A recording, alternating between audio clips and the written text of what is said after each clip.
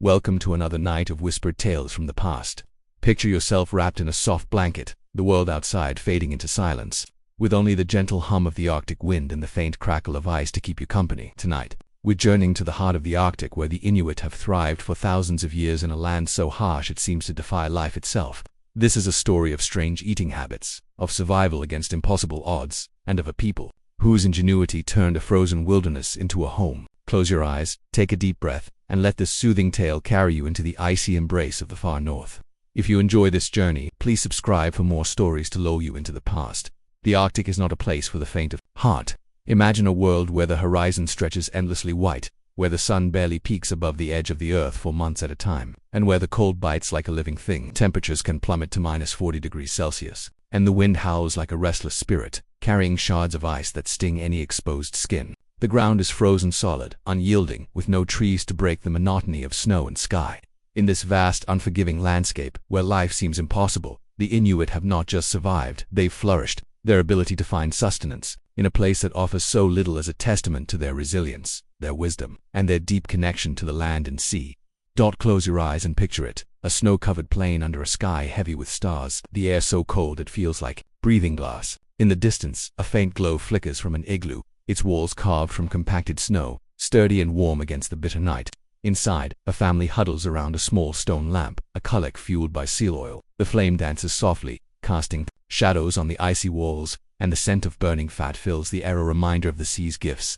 This is the Arctic, a place where every day is a battle, and every meal is a victory. The Inuit, whose name means the people in their language of Inuktitut, have called this place home for over 4,500 years. Their story begins not with abundance, but with adaptation. The Arctic is more than a place, a challenge. Unlike the fertile valleys of Mesopotamia or the lush forests of Europe, the Arctic offers no fields of grain, no orchards heavy with fruit. The tundra, a vast expanse of frozen earth, yields little beyond moss and lichen. The seas, locked in ice for much of the year, hide their treasures beneath treacherous surfaces. Yet the Inuit looked at this frozen world and saw opportunity.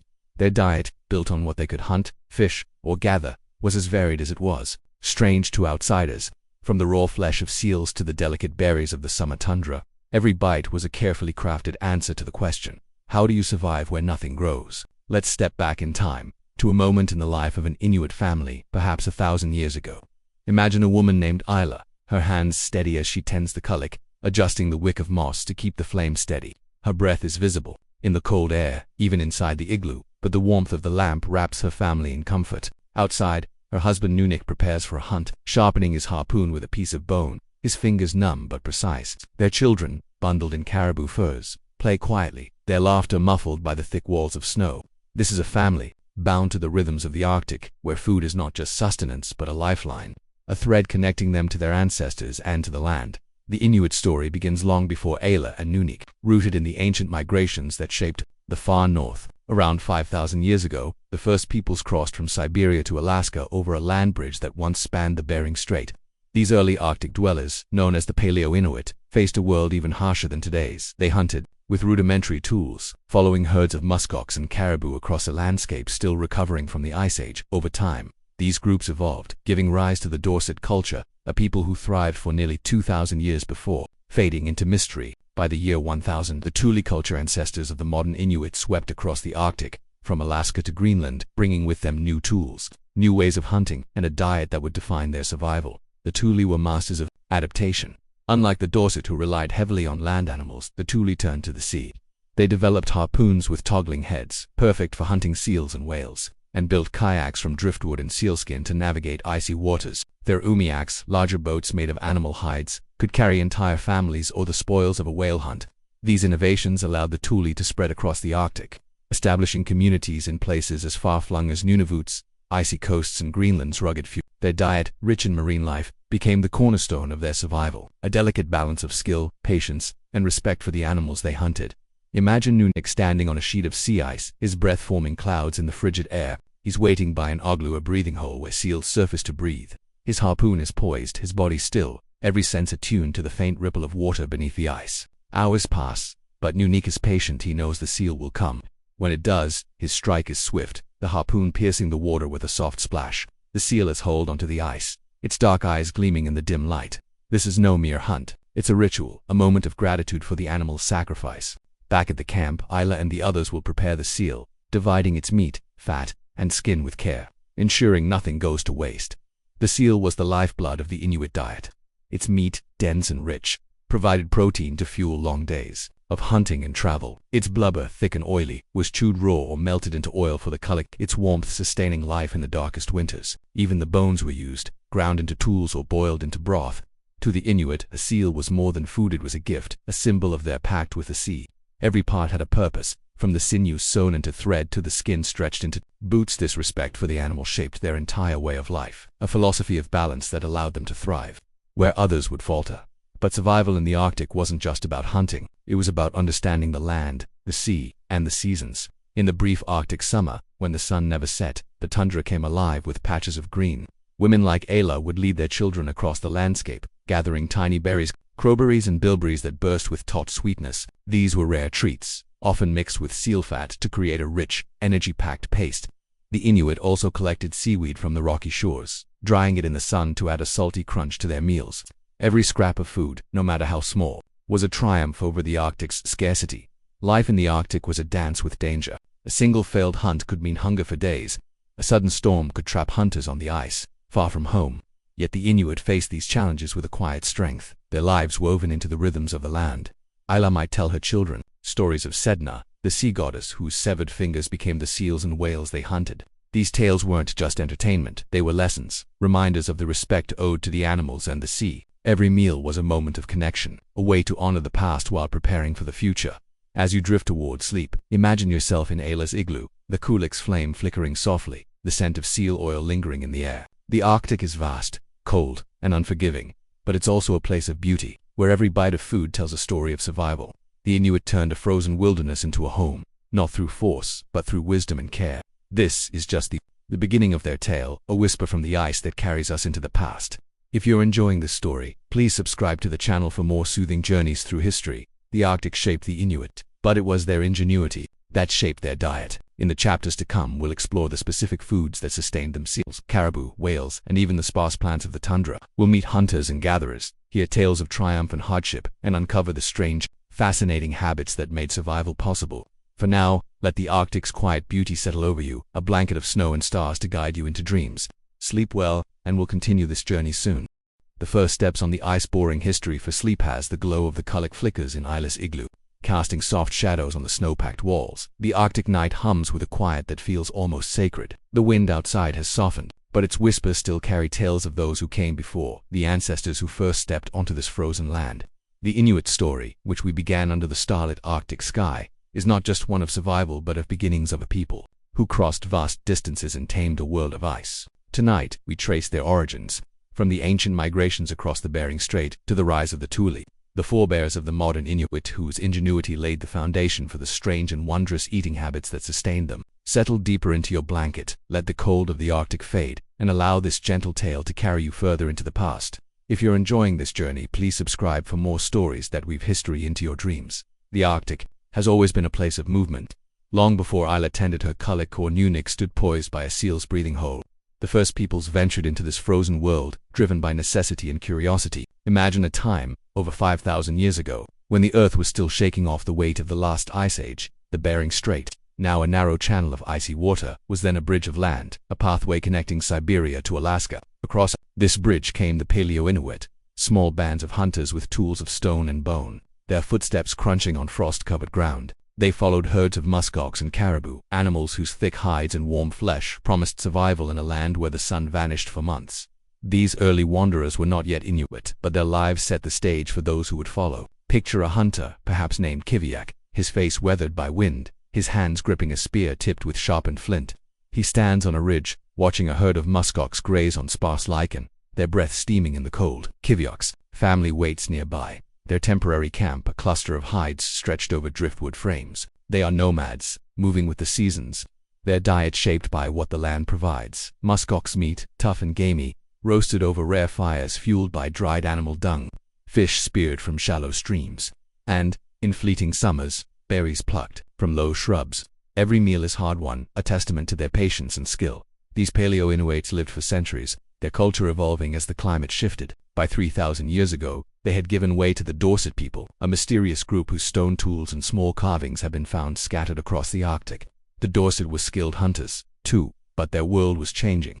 The climate grew colder, locking the seas in thicker ice, and their diet leaned heavily on land animals, caribou, muskox, and the occasional polar bear. Imagine a Dorset woman, let's call her Toktu, kneeling by a fire, scraping fat from a caribou hide to mix with dried meat, creating a dense, portable food for long journeys. Her fingers move quickly, practiced, as she prepares for a winter that could last half the year. The Dorset left behind traces of their lives, small soapstone lamps, not unlike the Kuluk Isla uses, and delicate carvings of animals, perhaps charms to ensure a good hunt. But by the year 1000 the Dorset were fading, their camps abandoned, their stories lost to the ice. Why they vanished is a mystery. Perhaps the climate grew too harsh, or their prey dwindled. But as the Dorset faded, a new people emerged, their arrival like a fresh wind sweeping across the tundra.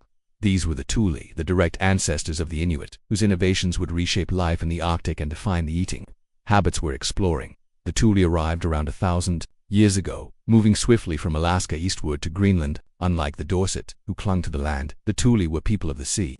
They brought with them tools and techniques that transformed survival in the Arctic. Picture a Thule hunter, perhaps named Kayak, paddling a kayak crafted from seal stretched over a driftwood frame. The kayak glides silently over the water, its sleek form cutting through waves tipped with ice.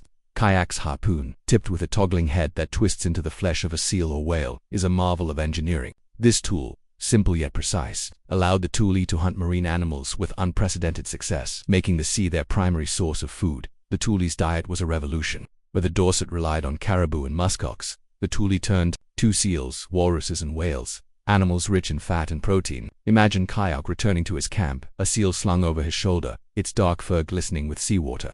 His wife Sila greets him, her hands already busy skinning the animal. The meat is cut into strips, some eaten raw, its flavor sharp and briny, others frozen in the natural cold for later. The blubber is set aside, part to be chewed as a rich oily snack, part to fuel their kuluk.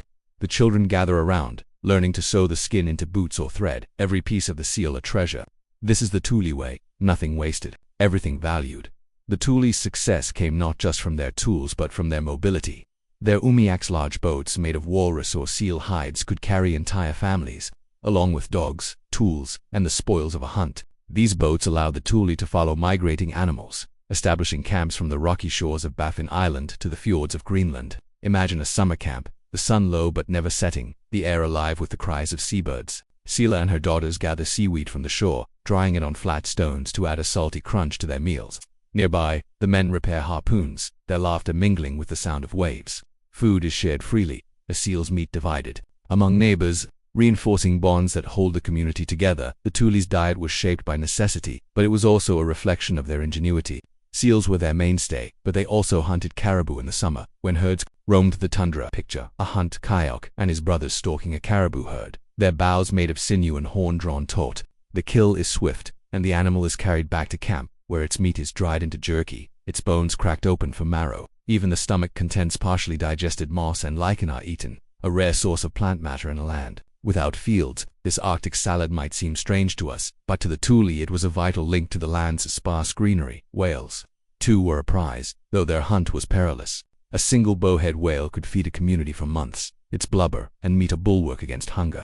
Imagine the excitement as Kayak and his kin paddle their umiaks toward a whale, their harpoons ready, their voices raised in songs to honor. The hunt is a communal effort, every member of the camp from elders to children playing a role in butchering the massive creature.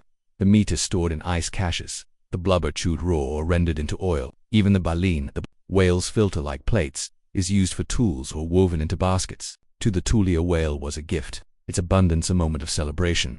The Thule's spread across the Arctic was swift, their culture replacing the Dorset in just a few centuries. By 1300 they had reached Greenland, where they encountered Norse settlers, the Vikings who had ventured north. The two groups traded furs for iron, perhaps, but their diets could not have been more different. The Norse clung to their bread and barley, struggling in a land unsuited to farming, while the Thule thrived on the sea's bounty. Over time, the Norse vanished from Greenland, their settlements abandoned, while the Thule endured, their diet and tools perfectly suited to the Arctic's demands. Thus the Thule became the Inuit, their way of life solidified. Their diet, built on the foundations laid by their ancestors, was a delicate balance of hunting, gathering, and respect for the land. Imagine Sila teaching her daughter to cut seal blubber, her voice soft as she explains the animal's importance. "This is our life," she might say, her hands guiding the knife. The seal gives us warmth, food, light. We honor it by using every part. This philosophy, passed down through generations, shaped the Inuit's strange eating habits, turning scarcity into sustenance. That you drift toward sleep. Picture the Thule moving across the ice, their kayaks slicing through the water, their camps alive with the warmth of shared meals. The Arctic is a harsh teacher, but the Thule were its greatest students, their diet a testament to their ability to adapt. If you're enjoying this tale, please subscribe. If you like the video, it helps us keep these stories alive. The journey continues, and next, we'll dive deeper into the heart of the Inuit diet, the seal, the gift of the sea that sustained people. For now, let the Arctic's quiet rhythm carry you into dreams, where the ice whispers tales of those who walked it first. The gift of the seal. Boring history for sleep has the Thule's kayaks glide silently across the icy waters, their paddles dipping into the sea with a rhythm as steady as a heartbeat. The Arctic hums with life beneath its frozen surface. The story of the Inuit, woven through the migrations of their ancestors, now brings us to the heart of their survival, the seal. In the dim glow of Ellis Kullik, where the flame dances on walls of snow, the scent of seal oil lingers, a reminder of the animal that was more than food, it was life itself. Tonight, we sink deeper into the world of the Inuit, exploring the strange and vital role of the seal in their diet, a gift from the sea that sustained them through endless winters. Wrap yourself in the warmth of your blanket, let the Arctic's chill fade, and allow this soothing tale to carry you across the ice. If you're enjoying this journey, please subscribe for more stories at Whisper of the Past. The seal was the cornerstone of Inuit life, a creature so essential that its presence shaped every aspect of their existence. In the vast, frozen expanse of the Arctic, where the land offered little and the sea guarded its treasures jealously, the seal was a constant, a reliable source of food, warmth, and light. Imagine the scene. A winter morning, the sky a pale gray, the ice stretching endlessly toward the horizon. Nunik stands motionless by an igloo, a breathing hole in the sea ice, his harpoon gripped tightly, his breath slow to avoid startling the seal below. The air is so cold it stings his lungs, but he waits, patient as the ice itself, knowing that a single seal could feed his family for days. Seals, ringed seals, bearded seals, and harp seals were abundant in the Arctic waters, their sleek bodies slipping through cracks in the ice to breathe. For the Inuit, hunting them was both a skill and an art. Picture Nunik, his eyes fixed on the water's surface, listening for the faint puff of a seal's breath. Hours might pass, his body stiff from the cold, but when the seal emerges, his strike is swift, the harpoon's bone tip piercing with precision. The animal is pulled onto the ice, its dark fur steaming in the frigid air. Nunik murmurs a quiet thanks, a gesture of respect rooted in the belief that the seal's spirit must be honored to ensure future hunts. Back at the camp, the seal becomes a communal treasure. Isla and the other women gather, their knives with curved bone handles flashing as they work. The meat is sliced into thin strips, some eaten raw, its flavor rich and slightly salty, like the sea itself. Other pieces are frozen in the natural cold, stored in caches dug into the snow for later days. The blubber, thick and creamy, is carefully separated. Part of it chewed as a high-energy snack, its oily texture warming the body from within. The rest is melted into oil, poured into the kullik to keep the igloo's flame alive. Even the skin is stretched and scraped, destined to become boots, kayak covers, or thread for sewing. Nothing is wasted. Every part is a gift. The seal's importance went beyond food. Its oil was the lifeblood of the Inuit home. Imagine Isla tending the kullik, a shallow stone lamp filled with seal fat, its moss wick burning steadily. The flame is small but fierce, warming the igloo and casting a golden glow that pushes back the Arctic night. The scent of burning blubber is heavy, almost sweet, a constant reminder of the sea's generosity. Without seal oil, the igloo would be dark and cold, the family exposed to the merciless wind. The kullik was more than a tool, it was a hearth, a symbol of survival, its light a promise that life could endure even in the deepest winter. Hunting seals was no simple task. The Arctic sea ice was a treacherous landscape, its surface shifting and cracking under the weight of wind and tide. Picture a young hunter, perhaps Nunik's son, Otuat, learning the craft. He follows his father across the ice, his boots crunching softly, his eyes wide as he watches Nunik test the ice with a harpoon's butt, listening for the hollow sound of weakness. At an igloo, Otuat learns to wait, to breathe quietly, to feel the rhythm of the sea. His first successful hunt is a rite of passage, the seal's meat shared with the camp, his pride tempered by the elders' reminders. The seal gives itself to us, and we must give back through respect. Seals were hunted year-round, but the methods varied with the seasons. In winter, when the ice was thick, hunters like Nunik relied on uglets waiting patiently for seals to surface. In spring, as the ice broke apart, they hunted from kayaks, paddling silently to stalk seals basking on floes. Imagine the scene, the sun low, its light glinting off the water, a kayak gliding like a shadow. Nunik spots a seal, its body sprawled on the ice, unaware as harpoon flies, and the seal slips into the water, tethered by a line. The hunt is quick but exhausting, the seal's weight testing the kayak's balance. Back at camp, the community celebrates, the meat divided equally. A reminder that survival depends on sharing. The seal's meat was versatile, its preparation a blend of necessity and tradition. Raw seal was a staple, its texture firm, its taste intense. Picture Isla slicing a fresh piece, offering it to her children, who chew slowly, savoring the warmth it brings. Frozen seal meat, stored in snow caches, was just as prized, its icy crunch a contrast to its rich flavor. Sometimes, the meat was boiled in a pot over the kulak, creating a broth that warmed hands and bellies. The liver, soft and metallic, was a delicacy, shared with elders as a sign of respect. Even the blood was used, drunk fresh or mixed with fat to create a thick, nourishing paste. Blubber or usisio was perhaps the most vital part of the seal. Its high fat content provided the calories needed to survive the Arctic's cold.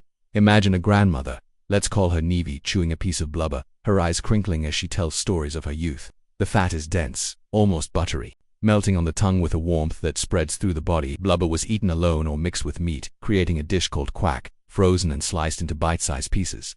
It was also a preservative, sealing meat in airtight containers of skin to keep it fresh for months. In a land without fire or fields, blubber was a miracle, a source of energy and light. The seal's role extended beyond the physical. In Inuit culture, every animal had a spirit, and the seal was no exception.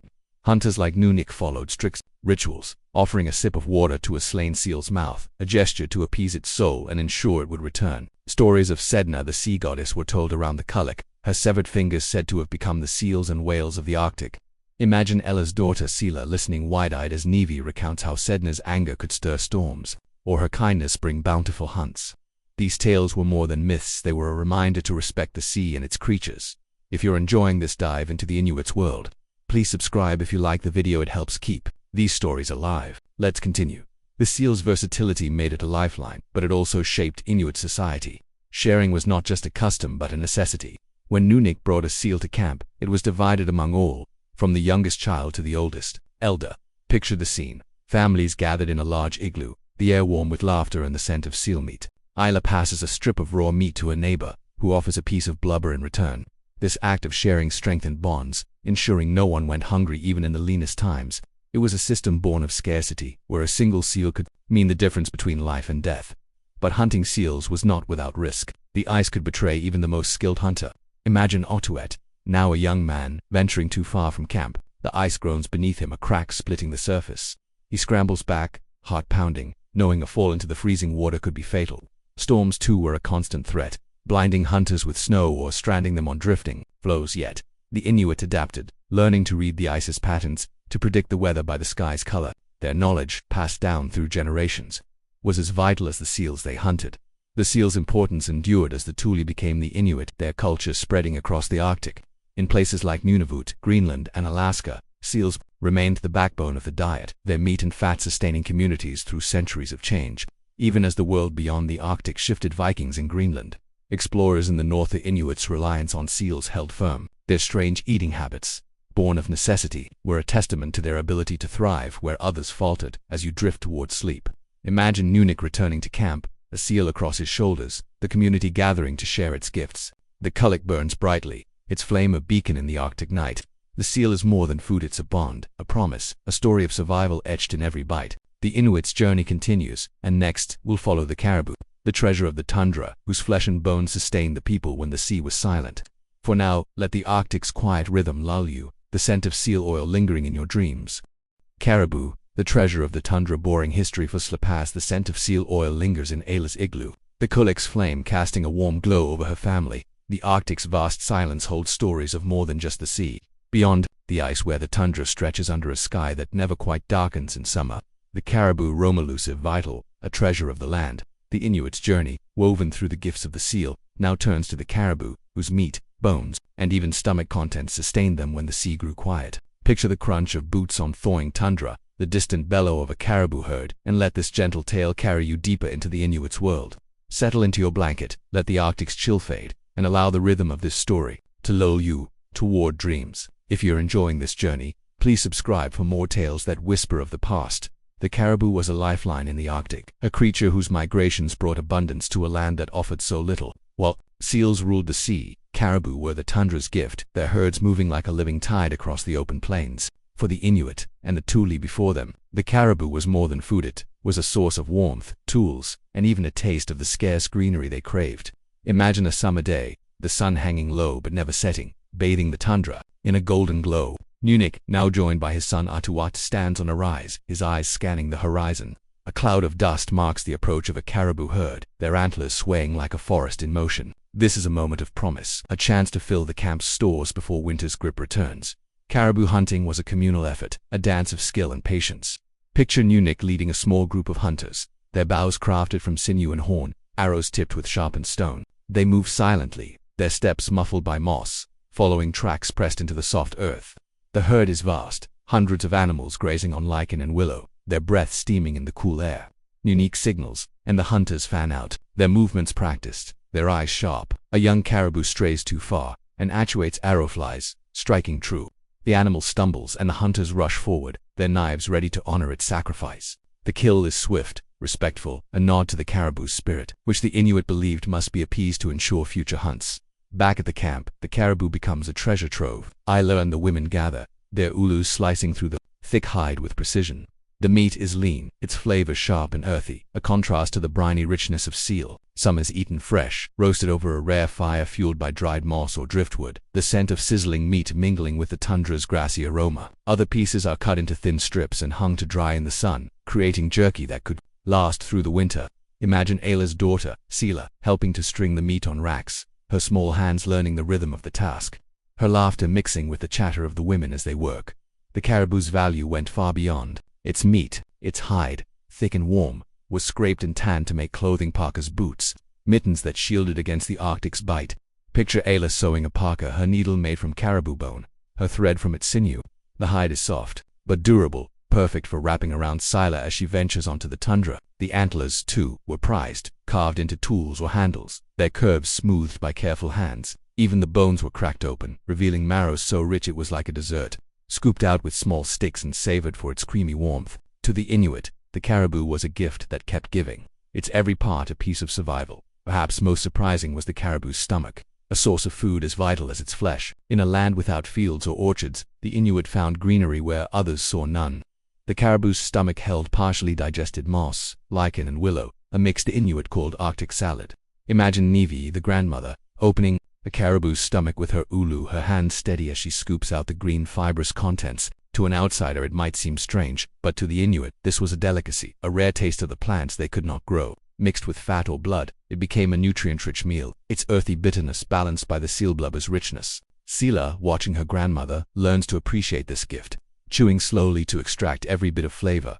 The caribou's migrations dictated the Inuits' movements. In summer, when the herds roamed the tundra, entire communities followed, setting up camps near rivers or valleys where the animals grazed. Picture a camp alive with activity, children chasing each other through patches of crowberry bushes, women scraping hides, men repairing bows. The air is warm, a rare luxury, and the scent of drying meat mixes with the sweet tang of berries plucked nearby.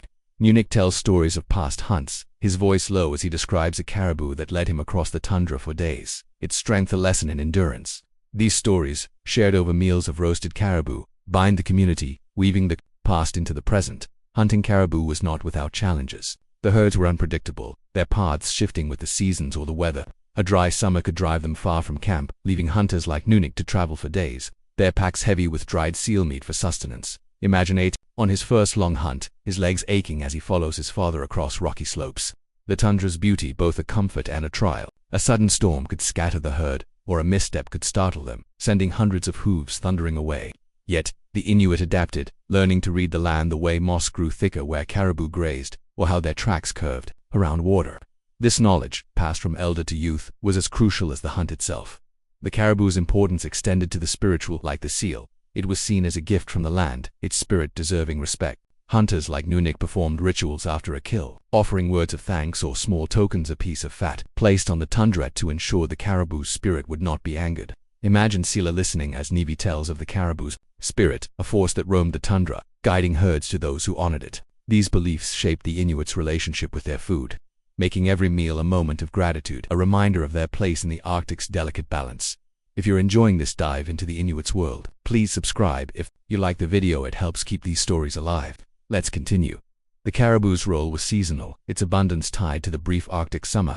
When winter returned, the herds moved south, and the Inuit turned back to the sea, to the seals that sustained them through the dark months. But the caribou's gifts lingered, its dried meat a staple in lean times, its hides a shield against the cold. Picture Isla packing a sled with jerky and furs, preparing for a journey to a winter camp. The caribou's meat, tough and chewy, is shared around the kulak, its flavor a reminder of summer's warmth. Even in the deepest winter, the caribou's spirit seemed to linger, its marrow a spark of energy in the cold. The Inuits' reliance on caribou shaped their culture, from their clothing to their stories. A parka made from caribou hide was not just practical but a work of art. It seemed stitched with care, its warmth a testament to the animal's sacrifice.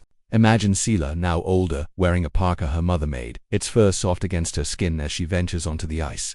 The caribou's bones, carved into needles or harpoon heads, were tools of survival. Their durability a match for the Arctic's demands. Even the Arctic salad became a tradition, a way to connect with the land when snow buried the tundra. As the Thule became the Inuit, the caribou remained a constant, its migrations a rhythm in their lives. In places like Nunavut or the Northwest Territories, hunters followed the same paths their ancestors had. Their bows and arrows replaced over time with rifles, but their respect unchanged. The caribou's meat and marrow were still savored, its hides still sewn into clothing. Yet, even this treasure faced threats. Overhunting by later settlers and changes in the land began to thin the herds, a challenge the Inuit met with the same resilience they'd always shown. That as you drift toward sleep. Imagine Nunavut and Otwet returning to camp, a caribou's hide slung between them, the tundra stretching vast and golden under the midnight sun. The caribou is more than food, it's a thread connecting the Inuit to their land, their past, their survival. The story continues, and next, we'll venture to the sea's greatest prize, the whale, whose massive bounty could feed a community. For months, for now, let the tundra's quiet beauty settle over you, the caribou's hoofbeats echoing in your dreams. If you enjoyed this tale, please subscribe, it keeps these stories alive. Whales, the banquet of the sea, boring history for sleep has. The caribou's hoofbeats fade into the tundra's golden glow. The Inuit story shifts back to the sea, where the kulak's flame burned steadily in Ayla's igloo, its light a quiet reminder of the ocean's gifts.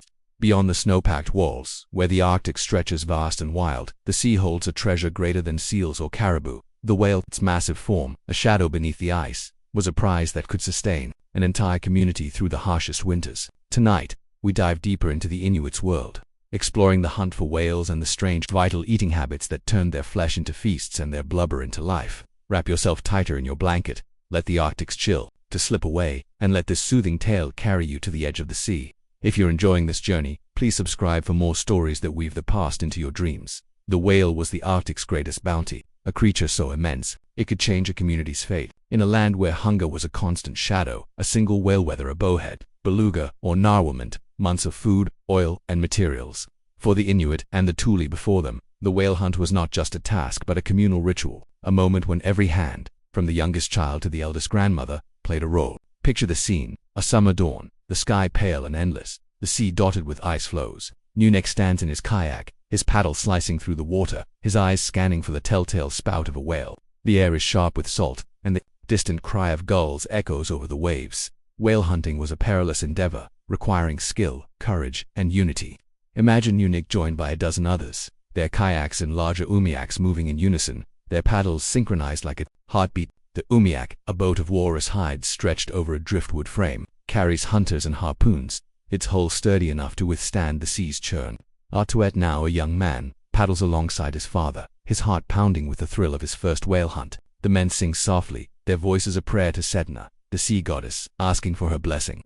When a bowhead whale surfaces, its massive back breaking the water, the air fills with shouts.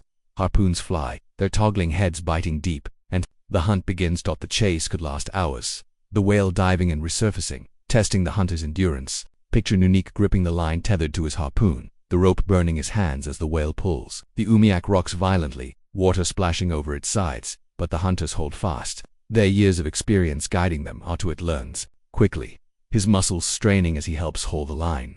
When the whale finally tires, the kill is swift, a final harpoon ensuring its spirit is released with respect. The men offer a quiet thanks, pouring water into the whale's mouth, a ritual to honor its sacrifice and appease Sedna, ensuring she sends more whales in seasons to come.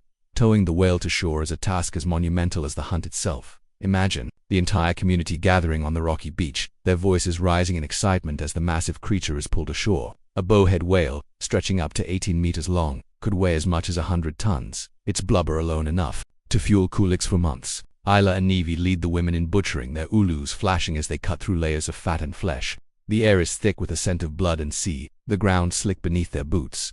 Children like Sila dart between the adults, carrying baskets of meat, their faces bright with the promise of a feast. The whale's meat was a treasure, its flavor rich and slightly sweet, a contrast to the leaner caribou or briny seal. Picture the camp alive with activity, a rare fire crackling as chunks of whale meat are roasted, the fat sizzling and dripping into the flames. Some meat is eaten raw, sliced thin and shared among the families, its texture tender yet dense. Other portions are frozen in snow caches, buried deep to preserve them through the winter. The blubber, known as muktak, is a delicacy, its outer layer of skin crisp, its inner fat creamy and warm. Imagine Scylla chewing a piece of muktak, its flavor bursting like the ocean itself, a smile spreading as Nivi nods in approval. Muktak was more than a treat, it was a lifeline. Its high-fat content provided the calories needed to endure the Arctic's cold, its vitamins warding off sickness in a land without fruit or vegetables. Picture Ala preparing a meal, mixing muktak with dried caribou meat, creating a dish that's both nourishing and flavorful. The fat is also rendered into oil, stored in sealskin pouches to fuel the kulik or to dip dried meat into, adding richness to every bite. Even the whale's bones are used, carved into tools or ground into broth. Their marrow a prized treat. The baleen, the whale's filter-like plates, is woven into baskets or used as fishing lines. Its flexibility a marvel, the whale's abundance transformed the community. A single bowhead could feed dozens of families for months. Its meat and fat a bulwark against hunger. Imagine the camp after a successful hunt, the air filled with laughter and song. Nunik shares stories of the chase, his hands mimicking the whale's dive, while Isla distributes muktak to the elders. Their smiles are quiet thanks. The feast is a celebration, a moment when the community feels invincible. The whale's gift, a reminder of their strength. Even the children join in, their small hands carrying strips of meat to neighbors, reinforcing the bonds that hold the Inuit together.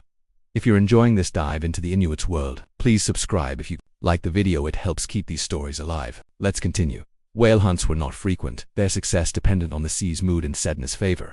A failed hunt could mean lean times, forcing the community to rely on stored seal or caribou. Picture Atuet, his face tense as a storm scatters the whales, the umiak tossed by waves. The hunters return empty-handed, their spirits heavy, but Nivi's stories lift them. Tales of past hunts when Sedna sent a whale to save a starving camp. These stories, told around the kulik's flame, are as vital as the food itself, weaving hope into the fabric of survival. The whale's spiritual significance was profound. Sedna, the sea goddess, was ever present in the Inuits' minds. Imagine Nivi teaching Sila the legend. Sedna, a young woman thrown into the sea by her father, her fingers cut off as she clung to the boat, each finger becoming a seal, walrus, or whale. The Inuit believed that a successful hunt required blessing earned through respect and ritual. After a kill, the hunters might place a piece of blubber on the water, an offering to ensure her favor. These acts tied the Inuit to their food, making every bite a moment of gratitude, a connection to the sea's mysteries. Whales shaped Inuit culture beyond the hunt. Their bones marked campsites, their oil fueled long winters, and their stories filled the nights. Picture a winter evening, the igloo warm with the kulik's light, Nunik carving a whalebone into a harpoon head while Isla sews a sealskin pouch. Sila listens as Nivi recounts a hunt from her youth, when a beluga's white form lit up the sea like a star.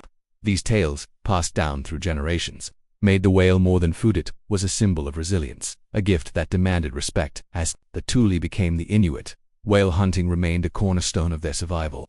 In places like Nunavut or Greenland, communities gathered each summer to hunt, their methods honed over centuries. The arrival of outsiders, Norse in Greenland. Later, European whalers brought change, but the Inuits' reliance on whales endured. Even as modern tools replaced bone harpoons, the rituals persisted, a nod to the ancestors who first paddled. After these giants, the whale's importance resonates today, though challenges loom. Climate change thins the ice, making hunts harder, and whale populations dwindle under modern pressures. Yet Inuit communities still honor the whale, their feasts are linked to the past. Picture a modern Inuit family in Iqaluit, sharing muktuk, a community gathering, their laughter echoing the joy of Isla's camp. The whale remains a banquet, its gifts as vital now as they were 1,000 years ago. As you drift toward sleep, imagine the sea lapping at the shore, the shadow of a whale, passing beneath the waves. The Inuit turned its flesh into feasts, its fat into warmth, its spirit into stories. The journey continues, and next, we'll explore Sedna's realm, the myths and rituals that bound the Inuit to their food. For now, let the ocean's rhythm lull you, the scent of muktuk lingering in your dreams. If you enjoyed this tale, please subscribe. It keeps these stories alive. Sedna and the spirits of the ocean boring history for sleep as the echo of the whale hunt fades. The sea's gentle lapping against the shore carries the warmth of Isla's igloo, where the culix flame burns bright with whale oil, its glow a quiet tribute to the ocean's gifts. The Inuit's world, shaped by seals, caribou, and whales, is bound not just by survival but by stories tales that weave their strange eating habits into a tapestry of reverence and respect. At the heart of these stories lies Sedna the sea goddess whose severed fingers became the creatures that sustained the Inuit. Tonight, we drift deeper into their spiritual world, exploring the myths and rituals that tied every bite of food to the spirits of the Arctic. Wrap yourself in the softness of your blanket, let the Arctic's chill slip away, and allow this soothing tale to carry you into the depths of the sea. If you're enjoying this journey, please subscribe for more stories that whisper of the past. The Inuit lived in a world alive with spirits.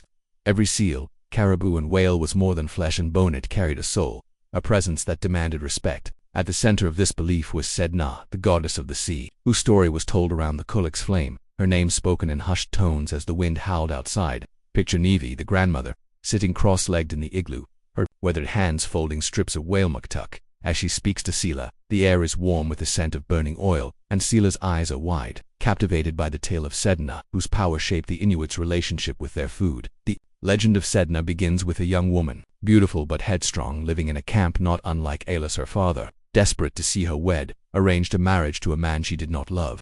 Sedna refused, her spirit as wild as the Arctic wind. In anger, her father took her to sea in his umiak, and when she clung to the boat's edge, he cut off her fingers, casting her into the depths. As she sank, her fingers transformed, becoming seals, walruses, and whales, the creatures that would feed the Inuit for generations.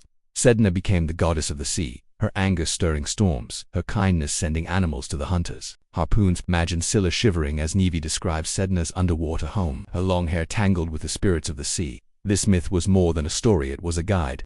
Every hunt, every meal, was an act of balance with Sedna's will. Picture Nunik returning from a seal hunt, his harpoon stained with blood. Before the seal is butchered, he kneels on the ice, pouring a sip of fresh water into its mouth, a gesture to thank its spirit and appease Sedna. If the goddess was pleased, the seals would return. If angered, the sea would grow empty, and hunger would follow. This ritual was woven into the Inuit's strange eating habits, making each bite of raw seal or whale muktuk a moment of gratitude, a connection to the divine. The act of eating was sacred, a communion with the spirits. Imagine Isla preparing a meal, slicing thin strips of seal meat, its surface glistening in the culix light. She offers the first piece to the elders, a sign of respect not just to them but to the animal's soul. The Inuit believed that animals gave themselves willingly to hunters who honored them, and to waste any part was to risk Sedna's wrath. This belief shaped their diet, ensuring that every scrap blubber, bone, sinew is used. Picture Sila, learning to chew muktuk, its crisp skin and creamy fat, a gift from the sea. Her mother's voice reminding her to eat slowly, to savor the whale's sacrifice. Rituals extended beyond the hunt. After a whale was brought to shore, the community gathered, their voices rising in songs to thank Sedna. Imagine Atuit, now skilled in the hunt, joining the men in a chant, their words carried by the wind across the water. The women, led by Ala, might place a small piece of blubber on the sea's surface, an offering to ensure future hunts.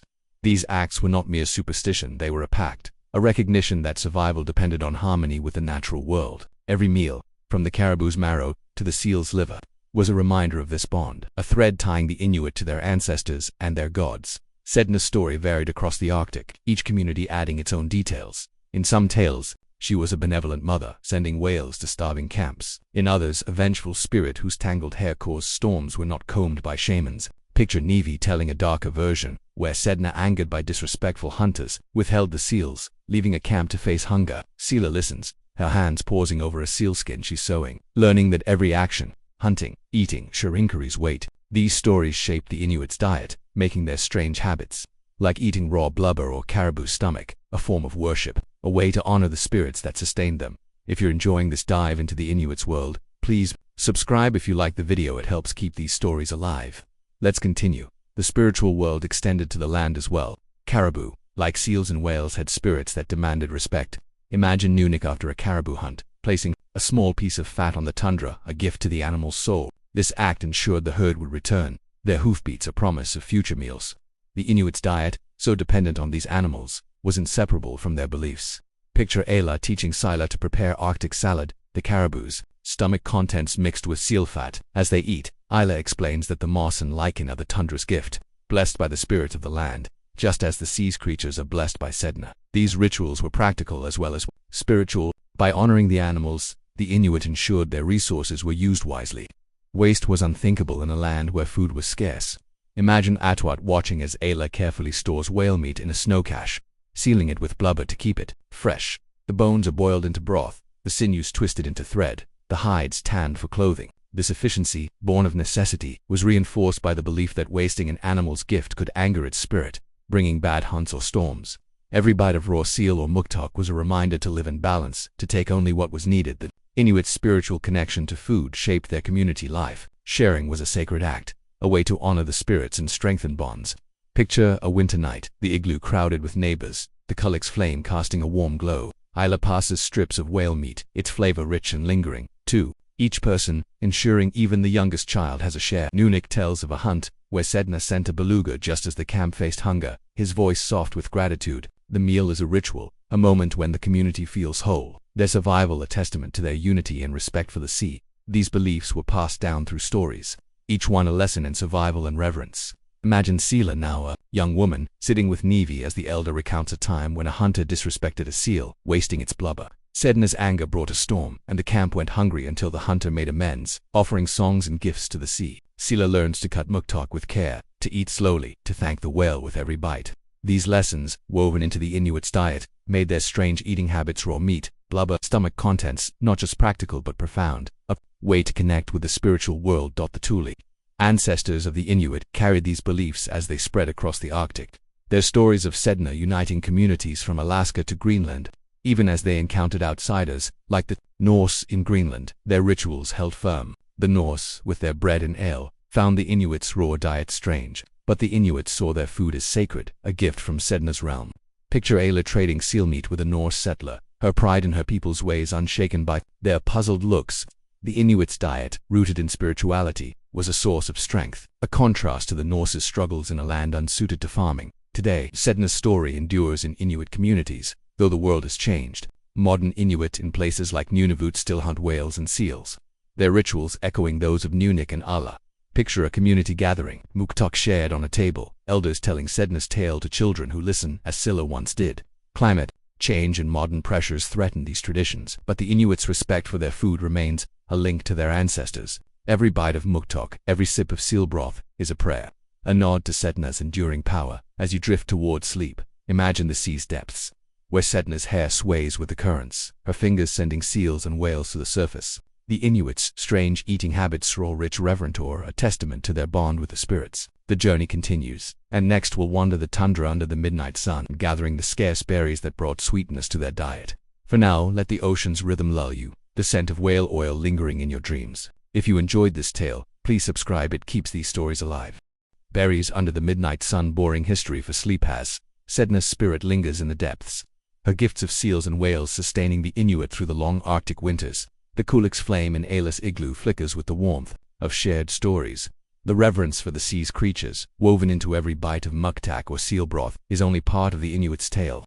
When summer arrives, the Arctic transforms, the ice giving way to patches of green under a sun that never sets. Here, on the tundra's fleeting bounty, the Inuit found another gift, berries, small bursts of sweetness that brought joy to their diet. Tonight, we wander from the sea to the land, exploring the delicate art of gathering berries under the midnight sun, a practice as vital as it was joyful. Wrap yourself tighter in your blanket, let the Arctic's chill fade, and allow this soothing tale to carry you across the sunlit tundra. If you're enjoying this journey, please subscribe for more stories at whisperofthepast. Summer in the Arctic is a fleeting miracle. For a few precious weeks, the snow melts, revealing a tundra alive with color mosses in shades of emerald, tiny flowers dotting the earth, and berries glistening like jewels. In a land where fields and orchards are a distant dream, these small fruit strawberries, cloudberries, bilberries were a treasure. Their tart sweetness a rare delight in the Inuits' diet of meat and fat. Picture the scene, a July day, the sun hanging low but bright, casting long shadows across the open plain. Ayla leads a group of women and children, including Sila, now a bright-eyed girl of 10, across the tundra, their baskets woven from whale baleen swinging at their sides. Gathering berries was a communal task, often led by women, whose knowledge of the land was as sharp as the hunter's skill on the ice. Imagine Ala kneeling beside a patch of crowberries, their dark purple beads nestled among low shrubs. Her fingers move deftly, plucking the ripe ones, her hands stained with juice. Sila mimics her, giggling as a berry bursts in her mouth, its flavor sharp and tangy, a contrast to the rich blubber she's used to. The air is warm, a rare gift, and the tundra hums with life bees buzzing. The distant call of a ptarmigan, the soft crunch of boots on moss. This is a moment of joy, a break from the Arctic's harsh demands. The berries were more than a treat. They were a vital source of nutrients in a diet dominated by meat.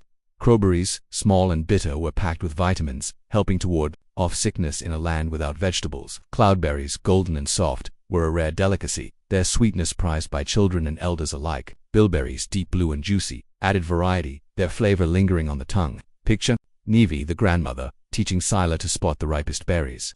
Her voice soft as she points out the ones that shine under the sun. These are the land's gift, she says, as precious as a seal or whale. The Inuits' ingenuity turned these berries into more than a snack. Imagine Ayla mixing crowberries with seal fat, creating a thick, energy-rich paste that could be stored for weeks. This mixture, sometimes called pemmican when combined with dried meat, was a perfect blend of sweet and savory, its fat preserving the berry's flavor through the winter. Sila learns to scoop the paste into sealskin pouches, her hands sticky but careful, knowing it will be a comfort when snow buries the tundra. Some berries were dried on flat stones, their juices soaking into the rock, ready to be added to broths or chewed as a chewy treat. Gathering was a task of patience and knowledge. The tundra's berries grew in scattered patches, often hidden among rocks or in boggy hollows. Picture Ayla leading her group across the landscape, her eyes scanning for the telltale green of berry shrubs. She knows the best spots near a river where the soil is damp, or a hillside warmed by the sun. Sila follows, learning to read the land, noticing how moss grows thicker where berries thrive. The women sing as they work, their voices carrying over the tundra, blending with the wind's soft whistle. It's a moment of connection, not just to the land but to each other. A reminder that survival is a shared endeavor. The summer tundra offered more than berries. Imagine Sila spotting a cluster of fireweed, its purple flowers swaying in the breeze. Ayla shows her how to pick the young leaves, which can be dried for tea. Their faint bitterness, a soothing drink on cold nights. Seaweed, washed ashore by the tides, was another prize, its salty crunch a complement to meat-heavy meals. Picture Nevi drying seaweed on racks, her hands moving rhythmically as she tells Sila stories of her own childhood, gathering under the same endless sun. These plants, sparse as they were, added variety to the Inuits' diet. Their flavors are linked to the land's brief abundance. The act of gathering was a celebration, a contrast to the intensity of the hunt. Picture the children racing through the tundra, their laughter echoing as they compete to fill their baskets. Sila, her fingers purple with berry juice, chases her younger brother, their joy infectious. Ayla watches her smile soft, knowing these moments of lightness are as vital as the food itself. The berries, though small, were a luxury, often saved for special occasions or shared with elders as a sign of respect. Imagine Nevi savoring a handful of cloudberries, her eyes closing as she tastes the sweetness, a memory of summers past. If you're enjoying this dive into the Inuits' world, please subscribe if you like the video. It helps keep these stories alive. Let's continue. The berries' scarcity made them precious. They're gathering a race against time. Summer was short, and a sudden frost could ruin a patch overnight. Picture Ayla hurrying to collect bilberries before a storm, her basket half full. As clouds gather, the women work quickly, their hands deft despite the cold creeping in. These berries would be mixed with seal oil or dried for winter, their flavor a reminder of sunlight when darkness fell. The Inuits' ability to preserve food was a skill honed by necessity, ensuring that even in the deepest winter, the taste of summer lingered. The spiritual significance of berries was subtle but present. While Sedna ruled the sea, the land had its own spirits, and the Inuit honored them with care. Imagine Ayla offering a few berries to the tundra before picking, a small gesture to thank the earth for its gifts. Nevi might tell Sila of the land's spirit, a force that guided berries to those who respected it. These beliefs, woven into the act of gathering, made every berry a moment of connection, a nod to the tundra's generosity. Eating them, whether fresh or mixed with fat, was a quiet ritual, a way to honor the land as they honored the sea. The berries also brought the community together. Picture a summer evening. The camp gathered around a spread of food seal meat, whale muktak, and a rare treat of berry paste. Ayla shares the mixture, its sweetness drawing smiles from even the sternest hunters. Nunik tells a story of a summer when berries were so plentiful the children's faces were stained for days, his laughter warm in the twilight. These moments of sharing, of savoring the tundra's gifts, strengthened the bonds that held the Inuit together. Their diet a reflection of their unity. The Tuli ancestors of the Inuit relied on these summer gatherings as they spread across the Arctic. Their knowledge of the tundra's plants, passed down through generations, was as vital as their hunting skills. In places like Nunavut or Greenland, women like Ayla continued this tradition. Their baskets are linked to the past. Even as outsiders, Norse traders, or later explorers arrived, the Inuits' love for berries endured. Their sweetness a contrast to the foreign foods of bread or sugar that puzzled their palates. Today, berry gathering remains a cherished practice in Inuit communities, though challenges grow. Climate change shifts the tundra's patterns, making berries harder to find, and modern foods compete with traditional diets.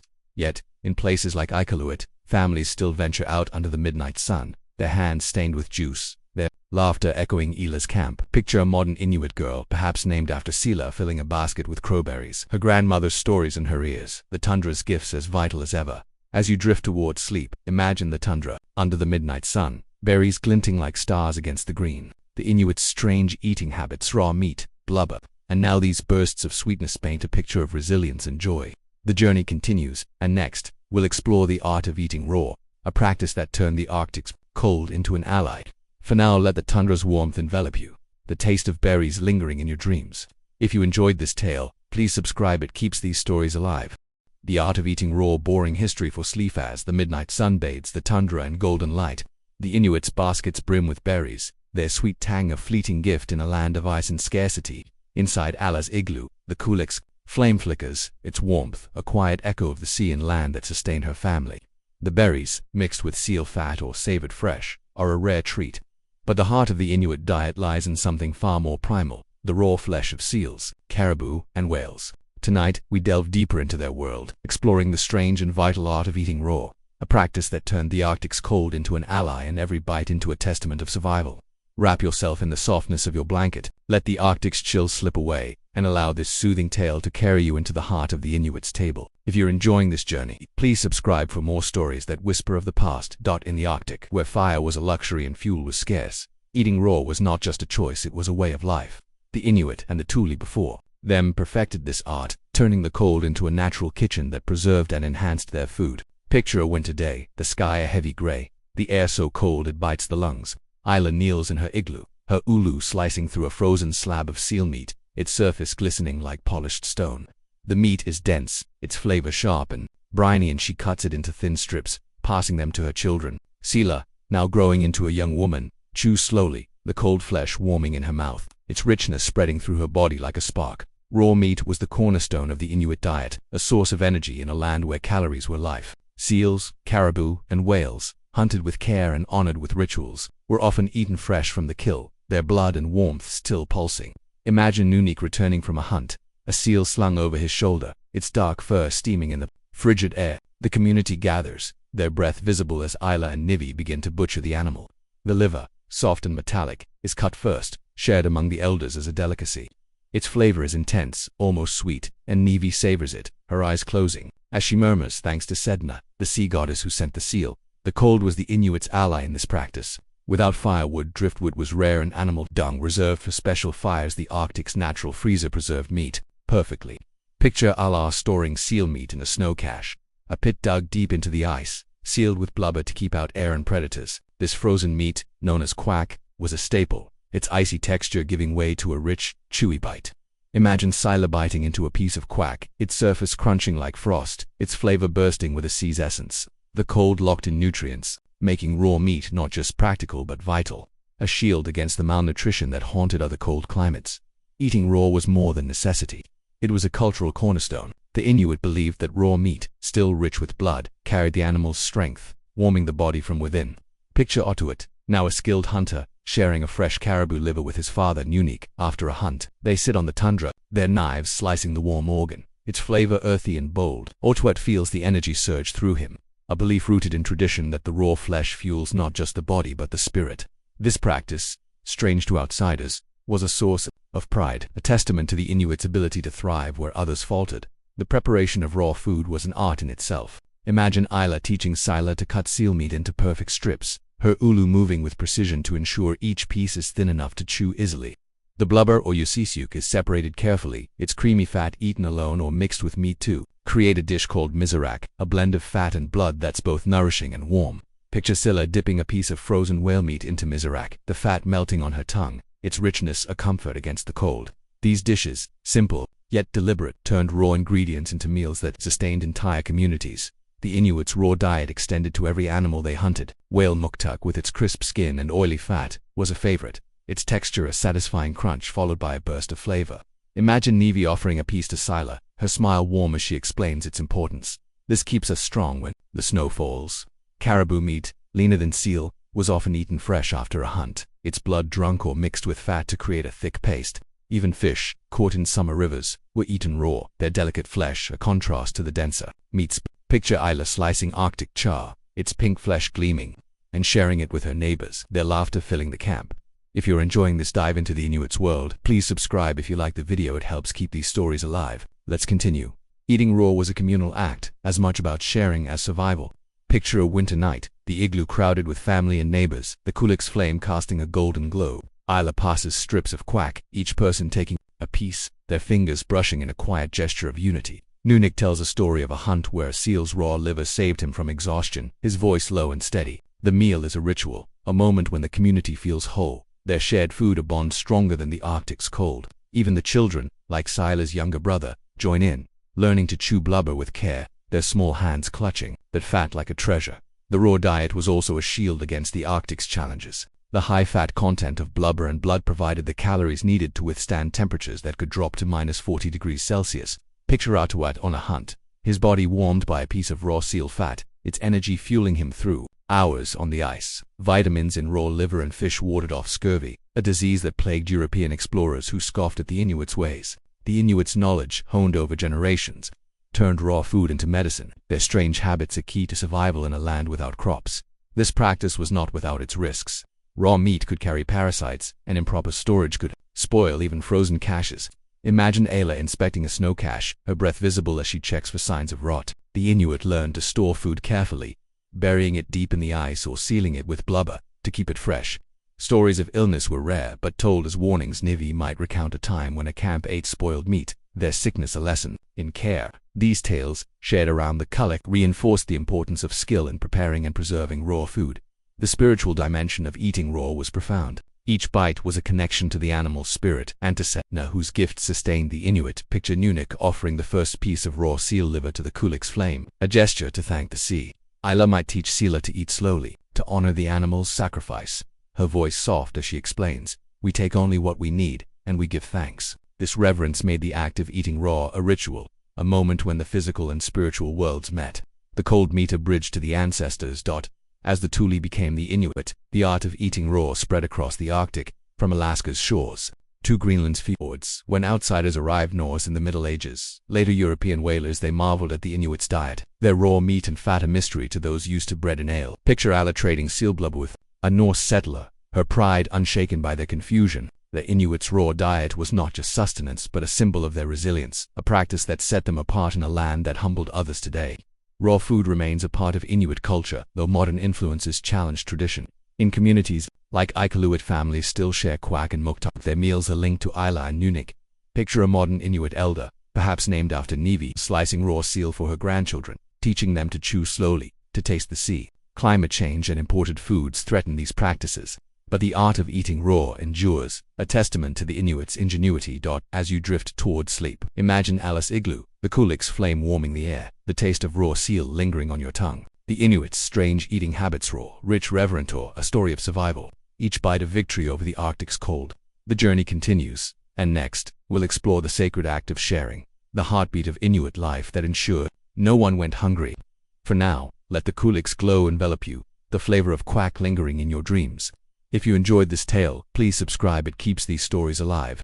Sharing a surviving boring history for sleep has. The taste of raw seal lingers in Isla's igloo, the kulik's flame casting a soft glow over strips of quack and muktok. The Inuit story weaves a deeper thread, one of community, where every bite of food is a shared act of survival. The raw diet, rich with the sea's gifts and the tundra's treasures, sustained the body, but it was the act of sharing that nourished the soul. In the Arctic, where hunger could strike without warning, no one ate alone. Tonight, we drift further into the Inuits' world, exploring the sacred tradition of sharing food, a practice that bound families and neighbors into a single heartbeat against the cold. Wrap yourself tighter in your blanket, let the Arctic chill fade, and allow this soothing tale to carry you into the warmth of community. If you're enjoying this journey, please subscribe for more stories that whisper of the past. In the Arctic, where the land offered little and the sea was fickle, sharing was not just a custom, it was survival. A single seal, caribou, or whale could mean the difference between abundance and starvation. And the Inuit ensured that every member of the community, from the youngest child to the eldest elder, had a share. Picture a winter evening, the igloo crowded with family and neighbors, the air thick with the scent of seal oil burning in the kulak. Isla kneels by a slab of frozen seal meat, her ulu slicing thin strips with care. She passes them around, her hands brushing Sila's as she gives her daughter a piece, then offers one to Nivi, the grandmother whose smile carries the weight of years. The act is quiet but profound, a reminder that no one survives the Arctic alone. This tradition of sharing was born of necessity. A successful hunt was never the work of one person, it was a communal effort, from the hunters who braved the ice to the women who butchered the kill. Imagine Inuit returning to camp, a seal slung over his shoulder, its dark fur glistening with frost. The community gathers, their faces bright with anticipation. Isla and Nivi lead the women in dividing the meat, ensuring each family receives a portion. The blubber is shared equally, its creamy fat a lifeline for the kulak's flame. Even the bones, boiled into broth, are passed around, their warmth a comfort in the cold. No one is left out, no matter how small their role in the hunt. Sharing extended beyond the immediate camp. Picture a neighboring group arriving, their sleds creaking under the weight of a lean winter. Their hunters had found no seals, their cache is nearly empty. Isla welcomes them, her hands steady as she offers strips of caribou jerky and a pouch of whale milk. Nunik tells of a recent whale hunt, his voice warm as he describes the bounty that saved their camp. The visitors eat gratefully, their laughter mingling with the crackle of the kulak. This act of generosity is not charity, it's a pact, a promise that if their own hunts fail, the favor will be returned. In the Arctic, sharing was a web, binding communities across vast distances. The act of sharing was woven into every meal. Imagine a summer feast after a caribou hunt, the tundra glowing under the midnight sun. The camp is alive with activity. Children like Sila darting between adults, their hands sticky with berry juice. Isla roasts caribou meat over a rare fire, its earthy aroma mixing with the tang of crowberries. She ensures every person has a piece, even the youngest who chew happily on the tender flesh. Nivi passes around a sealskin pouch filled with berry fat paste, its sweetness a rare treat. The meal is a celebration, a moment when the community feels whole. Their shared food a shield against the uncertainty of tomorrow. This tradition was especially vital in winter, when hunts were harder and hunger loomed. Picture a storm raging. Outside, the wind howling like a living thing. Inside the igloo, the kulak's flame is the only warmth, its light flickering over faces drawn with worry. The camp's caches are low, the last seal hunt weeks ago. Isla opens a snow cache, retrieving a small portion of frozen whale meat. She slices it carefully, dividing it into tiny pieces to ensure everyone has something. Nunik shares a story of a winter when his father's camp survived on shared scraps, his voice steadying the group. The meal, though meager, binds them, a reminder that they faced the cold together. If you're enjoying this dive into the Inuit's world, please subscribe if you like the video, it helps keep these stories alive. Let's continue. Sharing was not just about food, it was about respect for the animals and the spirits that provided them. The Inuit believed that Sedna, the sea goddess, and the spirits of the land watched over every hunt. Wasting food was an insult, a risk to future abundance. Picture Isla teaching Sila to use every part of a seal, from its blubber to its sinews. We share with each other and with Sedna, she says, her voice soft as she shows Sila how to sew a sealskin pouch. When food was plentiful, it was shared freely, but even in scarcity, the Inuit ensured no one went hungry. Their portions small but equal, a nod to the spirit's generosity. This practice shaped the Inuit's strange eating habits. Raw meat, blubber, and even the caribou's stomach contents were shared with care, each bite a communal act. Imagine Atuat, now a skilled hunter, bringing a caribou to camp. The meat is divided, the marrow scooped out and offered to the elders first, its creamy richness a sign of respect. Nivi savors it, her stories of past hunts filling the igloo as the community eats. The Arctic salad of moss and lichen from the caribou's stomach is passed around, its earthy flavor a link to the tundra, shared even with children who wrinkle their noses at first. Sharing extended to the tools and materials that food provided. Picture Ayla distributing seal hides to make boots, ensuring every family has protection against the cold. Nunik carves whalebone into harpoon heads, gifting them to younger hunters like Otuet, who learn their craft through shared knowledge. Even the kulak's oil, rendered from seal or whale fat, was a communal resource, its flame warming every igloo in the camp. These acts of sharing, from food to tools, wove a network of trust, ensuring that survival was a collective effort. The spiritual weight of sharing was profound. The Inuit believed that animals gave themselves to hunters who honored them, and sharing their flesh was a way to maintain that bond.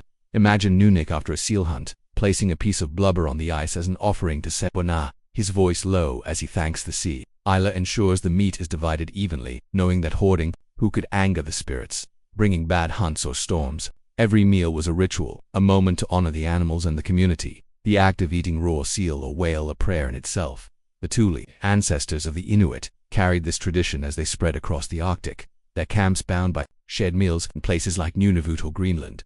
Communities relied on this system, their survival a testament to their unity. When outsiders arrived north in Greenland, later European explorers, they were puzzled by the Inuits' generosity, sharing food even when scarce.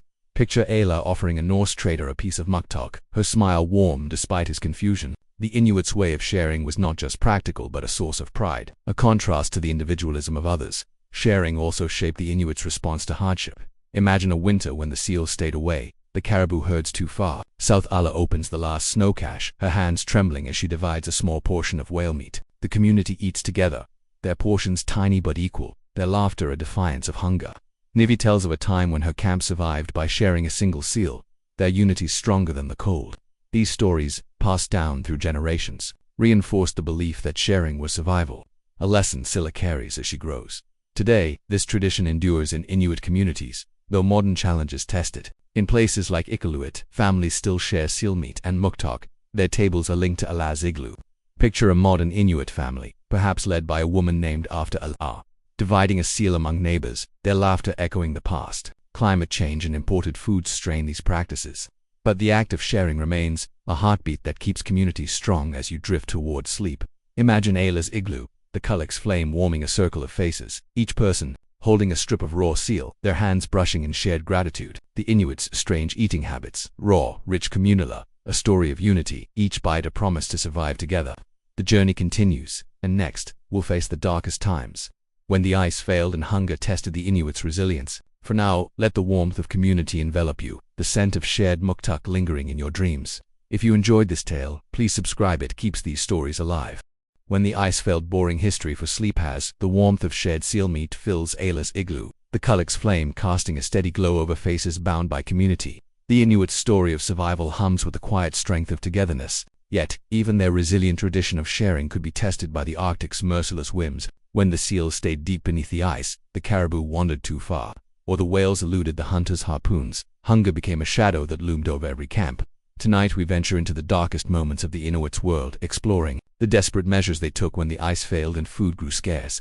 Their strange eating habits stretched to the limits of survival. Wrap yourself deeper in your blanket, let the Arctic's chill fade, and allow this soothing tale to carry you through the trials of the frozen north. If you're enjoying this journey, please subscribe for more stories that whisper of the past. The Arctic was a land of extremes, its beauty matched only by its cruelty. A single storm could lock the sea in unbreakable ice, hiding the seals that sustained the Inuit. A shift in migration could send caribou herds beyond reach, leaving the tundra empty. In these moments, the abundance of a whale hunt or the sweetness of summer berries became a distant memory, and the Inuit faced hunger with a resilience forged by generations. Picture a winter night, the wind howling outside Ayla's igloo, its roar like a living thing battering the snow-packed walls. The kulak burns low, its flame fed by the last scraps of seal fat, and the camp's snow caches are nearly empty. Ayla's hands tremble as she divides a small piece of frozen whale meat, her eyes meeting Nivi's, both knowing the days ahead will test them. Hunger was a familiar foe in the Arctic, its threat woven into the Inuit stories. Imagine Nivi, the grandmother, sitting by the kulak, her voice steady as she tells Scylla of a winter long ago when her own camp faced starvation. The seals had vanished, their breathing holes frozen solid, and the caribou were nowhere to be found. Her father, a hunter like Inuit, shared the last of their dried meat, his portions smaller so the children could eat. Nivi's story is not one of despair but of survival, a reminder that the Inuit endured by adapting, by finding food where others saw none. Scylla listens, her hands clutching a sealskin pouch, learning that even in the darkest times, hope was a spark that refused to die when the ice failed. The Inuit turned to every resource the Arctic offered, no matter how strange or desperate. Picture Alla opening a snow cache, finding only a small piece of caribou jerky, its texture tough from months of storage. She soaks it in seal oil to soften it, dividing it into tiny pieces for her family. When even this ran out, the Inuit might turn to less conventional foods. Imagine Nunik, his face gaunt, cutting strips from an old sealskin boot, its leather softened by boiling over the kulak. The taste is bitter, the texture chewy, but it fills the belly, buying time until the next hunt. Scylla watches her young heart heavy, learning that survival demands sacrifice. In the leanest times, the Inuit ate what others might discard. Picture Nivi scraping fat from an old kulak, its residue thick with soot but still rich with energy. She mixes it with snow to make a thin gruel, its warmth a faint comfort. The stomach contents of a caribou, The Arctic salad, so prized in summer, became a lifeline in winter. Its moss and lichen chewed slowly to extract every nutrient. Even the bones of past hunts were revisited, boiled again to release any remaining marrow, its creamy richness, a spark of life. These strange eating habits, born of desperation, were a testament to the Inuits' ingenuity, their ability to find sustenance in the smallest scraps. The community's strength was its greatest asset in these times. Sharing the heartbeat of Inuit life became even more critical when food was scarce. Imagine Isla visiting a neighboring igloo, her hands carrying a small pouch of muktok, the last of their whale fat. The neighbors, their own stores depleted, offer a few strips of dried fish in return, their gratitude unspoken but deep. Inuit organizes the hunters, including Atuet, to venture further onto the ice, their harpoons ready despite the thinning odds. The community eats together, their portions tiny but equal, their laughter a defiance of hunger. This unity, forged in better times, held them together when the ice betrayed them.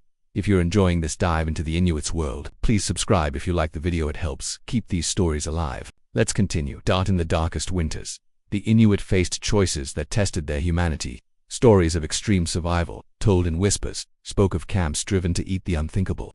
Imagine Nevi, her voice low, recounting a tale from her grandmother's time, when a camp, trapped by a relentless storm, resorted to eating the skin of their drums, made from seal hides.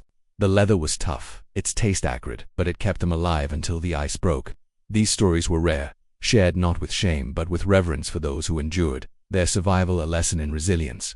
Sila listens, her eyes wide, understanding that every bite, no matter how strange, was a step toward spring. The spiritual world offered solace in these times. The Inuit believed that Sedna, the sea goddess, could withhold her gifts if angered, but also that she could be appeased. Picture Nunik leading a ritual by the ice's edge, his voice singing to Sedna, offering a piece of fat to the sea, Isla, and the women join in, their chants a plea for the seals to return. These rituals, woven into their eating habits, gave hope, turning even the act of chewing leather into a prayer. The spirits of the land and sea were ever present, their favor a spark in the darkness, guiding the Inuit through hunger. Children like Sila learned early to face scarcity with courage. Picture her helping Ala ration a small cache of frozen fish, her hands careful as she divides the brittle flesh. Ala teaches her to chew slowly, to savor the faint saltiness, to trust that the community will endure. Nevi tells stories of survival, of camps that shared a single seal until the ice opened, their unity stronger than the cold. These lessons shaped Sila, her young heart, learning that hunger was a challenge to be met together. With ingenuity and faith, the Inuits' knowledge of the Arctic helped them survive these lean times. They knew where to find hidden resources like scraped from rocks, seaweed washed ashore, or the fat of a long-dead whale buried in the ice. Imagine Atuat, now a young hunter, venturing onto the tundra with Nunik, their eyes scanning for signs of life. They find a patch of crowberries, frozen but edible, their tartness a faint echo of summer. These small finds, shared with the camp, were victories, proof that the Arctic, even at its cruelest, held secrets for those who knew where to look. The Thule ancestors of the Inuit faced similar hardships as they spread across the Arctic, their survival a testament to their adaptability. In places like Nunavut or Greenland, they endured winters when the ice failed. Their strange eating habits led to bone broth, lichen carrying them through. When outsiders like the Norse arrived, they struggled in these same conditions, their reliance on grain and cattle ill-suited to the Arctic. Picture Isla watching a Norse settler shiver, his bread stores gone, while she shares a piece of boiled sealskin, her generosity a quiet strength. Today, Inuit communities still face seasons of scarcity, though modern challenges differ. Climate change disrupts hunting, thinning the ice and scattering game, while imported foods replace traditional diets. Yet, the spirit of sharing endures. Picture a modern Inuit family in Iqaluit, dividing a seal among neighbors, their table a link to Isla's igloo. Elders like Nivi's descendants tell stories of survival, teaching children to honor every bite, even when it's a modern substitute like canned fish. These stories, like the food, are shared, keeping the community strong. As you drift toward sleep, imagine Ayla's igloo, the kulix flame barely flickering, a scrap of caribou hide softening in a pot. The Inuits' strange eating habits, leather lichen, shared scraps are a story of endurance, each bite a defiance of hunger. The journey continues, and next we'll explore the arrival of outsiders, whose foods challenge the Inuits' way of life. For now, let the warmth of community envelop you, the faint taste of seal fat lingering in your dreams. If you enjoyed this tale, please subscribe. It keeps these stories alive. The arrival of the South. Boring history for sleep has the faint warmth of shared scraps lingers in Ayla's igloo. The kulak's struggling flame a testament to the Inuits' resilience through hunger. The Arctic's silence holds stories of endurance and adaptation. Yet, the world beyond the ice was stirring, bringing strangers whose ways would challenge the Inuits' strange eating habits.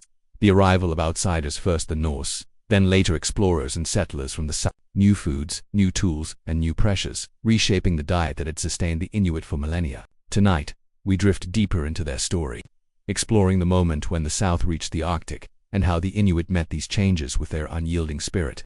Wrap yourself tighter in your blanket, let the Arctic's chill fade, and allow this soothing tale to carry you into a time of transformation. If you're enjoying this journey, please subscribe for more stories that whisper of the past. The Arctic had long been a world apart, its ice and tundra a barrier to outsiders. But by the year 1000, the first ripples of change arrived with the Norse, Viking settlers who established colonies in Greenland, not far from Inuit camps. Picture Isla's community, their igloos dotting the rocky shore, the cullich's glow a beacon in the endless twilight. A Norse ship appears on the horizon, its wooden hull strange against the sea's icy sheen. The Inuit watch cautiously, their hands clutching harpoons and ulus as these bearded strangers step onto the land, their breath steaming in the cold. They bring with them sacks of barley, dried fish, and iron tools. Their diet of bread and ale, a mystery to a people who thrived on raw seal and mucktalk. The Norse were farmers at heart, their lives tied to fields and livestock, but the Arctic was no place for crops or cattle. Imagine a Norse settler, let's call him Eric, struggling to plant barley in Greenland's thin soil, his hands blistered from the cold. His family chews tough bread, their stores dwindling as winter deepens. Isla, curious but wary, approaches their camp, offering a piece of whale mucktack, its crisp skin and creamy fat, a gift of the sea. Eric hesitates, his nose wrinkling at the raw fat, but hunger wins. He chews slowly, the flavor strange but warming, a spark of energy in the cold. In return, he offers a piece of bread, its texture dry and unfamiliar to Isla, who finds it bland. Compared to the rich tang of seal dot, this exchange was the first of many, a meeting of worlds that shaped the Inuits' diet. The Norse traded iron knives and beads for seal hides and whalebone, their tools sharper than the Inuits' bone ulus. Picture Nunik testing an iron blade, its edge slicing through caribou hide with ease, a marvel compared to his stone tools. Yet the Norse foods barley cheese, dried pork sat uneasily in Inuit stomachs, accustomed to the high fat and protein of their raw diet. Imagine Sela, now a young woman, trying a piece of Norse cheese, its sourness startling her, a far cry from the sweet burst of crowberries or the richness of mis. The Inuit preferred their own foods, their strange eating habits a source of strength in a land that baffled the newcomers. The Norse settlements in Greenland lasted a few centuries, but by the 1400s they vanished, their farms abandoned to the ice. The Inuit endured, their diet of seal, caribou, and whale perfectly suited to the Arctic. Picture Isla's camp thriving while Eric's people fade, their reliance on crops no match for the tundra's demands. The Inuits' raw diet, their sharing, their rituals to Sedna, carried them through where the Norse faltered. Yet, the brief encounter left a mark. Iron tools became prized, easing the work of butchering and sewing, though the Inuits' eating habits remained unchanged, their trust in the sea and land unwavering. Centuries later, new waves of outsiders arrived, bringing greater changes. By the 1800s, European explorers and whalers sailed into Arctic waters, their ships loaded with flour, sugar, and canned goods. Imagine Nunik's descendant, a hunter named Malik, meeting a whale on the shores of Baffin Island. The whale offers a biscuit, its sweetness sharp and strange, a contrast to the earthy flavor of caribou marrow. Malik, polite but skeptical, shares a piece of raw seal liver, its warmth the comfort the biscuit can't match. These encounters introduced new foods, but they also brought challenges: disease, trade disputes, and a growing dependence on southern goods. If you're enjoying this dive into the Inuits' world, please subscribe if you like the video, helps keep these stories alive. Let's continue. The arrival of southern foods transformed Inuit camps, especially as permanent settlements grew in the 20th century. By the 1900s, trading posts and government outposts dotted the Arctic, bringing flour, rice, and sugar to places like Nunavut and Alaska. Picture Ayla's great-granddaughter, named after her, living in a wooden house near a trading post in Iqaluit. She trades seal hides for a sack of flour, her hands kneading dough for bannock, a flatbread that becomes a staple. The bannock is heavy, its taste bland compared to muktok, but it's easy to store, a new kind of sustenance in a changing world. Yet, she still slices raw seal for her children, teaching them to chew slowly. To honor the sea, these new foods brought both convenience and cost. Sugar and flour were cheap and filling, but they lacked the nutrients of the Inuits' traditional diet. Imagine Molek's son, a boy named Katsu, trying a sugary drink from the trading post. Its sweetness addictive but leaving him sluggish. The raw diet of seal and whale, rich in vitamins, had kept the Inuit healthy, warding off scurvy and other ailments that plagued southern explorers. As canned goods and processed foods crept into camps, new problems emerged: tooth decay, obesity, diabetes, diseases rare in the days of Isla and Nunik. Picture Katsu's mother, her brow furrowed as she notices his energy wane, longing for the days when seal fat fueled their bodies. The shift was gradual but profound. By the mid-20th century, government policies and the Cold War brought air bases and radar stations to the Arctic, drawing Inuit into permanent villages. Imagine a community like Ayla's, once nomadic, now settled near a gravel airstrip. Planes bring boxes of rice, pasta, and canned fruit, their bright labels a stark contrast to the tundra's muted tones. The children, like Sila's descendants, taste apples and oranges, their juiciness a novelty but no match for the tart burst of crowberries. Elders like Nivi's kin cling to tradition, slicing muktak and sharing stories of Sedna. But the younger generation grows accustomed to southern foods, their palates shifting. This change was not without resistance. The Inuits' strange eating habits, raw meat, blubber, caribou, stomach were a source of pride, a link to their ancestors. Picture an elder, perhaps named after Nivi, teaching her grandchildren to chew quack, the frozen seal meat. Its icy crunch, a reminder of their heritage. She tells them of Ayla's igloo, of hunts under the midnight sun, urging them to honor the old ways. Yet, the convenience of store-bought foods, coupled with the decline of game due to overhunting by southerners, made reliance on traditional foods harder. The Inuit adapted, blending new and old bannock with seal fat, rice mixed with caribou, broth, creating a diet that bridged worlds. The spiritual connection to food remained strong, even as southern influences grew. Picture Kotsu's mother offering a piece of raw fish to the sea, a ritual to Sedna unchanged by the bags of flour in her home. The act of sharing, so central to Inuit life, persisted, with families dividing store-bought goods as they once divided seals. Imagine a community feast in a modern hall, muktak and bannock side by side, laughter echoing as stories of past hunts mingle with tales of airplane deliveries. The Inuits' resilience, forged in scarcity, allowed them to embrace change, while holding fast to their roots. Today, the legacy of the South's arrival is complex. In places like Nunavut, Inuit families balance traditional and modern diets, their tables a mix of seal meat and spaghetti. Picture a young girl, perhaps named after Sila, learning to cut muktak while her mother bakes bannock, their hands moving in rhythm. Climate change and economic pressures make hunting harder. But the Inuit spirit endures, their strange eating habits, a testament to their adaptability. Elders still share stories of Ayla's time, their voices a bridge between past and present, urging the young to honor the land and sea. As you drift toward sleep, imagine Ayla's igloo, now joined by the hum of a trading post, the scent of seal oil mixing with the faint sweetness of sugar. The Inuit's diet, once raw and sacred, now blends old and new, a story of resilience in a changing world. The journey continues, and next we'll face the modern Arctic, where climate change threatens the ice that sustained the Inuit for millennia. For now, let the warmth of community envelop you, the taste of muktak and bannock lingering in your dreams. If you enjoyed this tale, please subscribe. It keeps these stories alive. The Arctic that changes boring history for sleepass. The hum of the trading post blends with the scent of seal oil in Ayla's lineage. The Kulik's flame, now joined by the flicker of modern lights in Inuit homes. The arrival of southern foods has reshaped a diet that sustained a people for millennia. Yet, a greater force looms over the Arctic, one that threatens the very ice and sea that gave life to the Inuits' strange eating habits.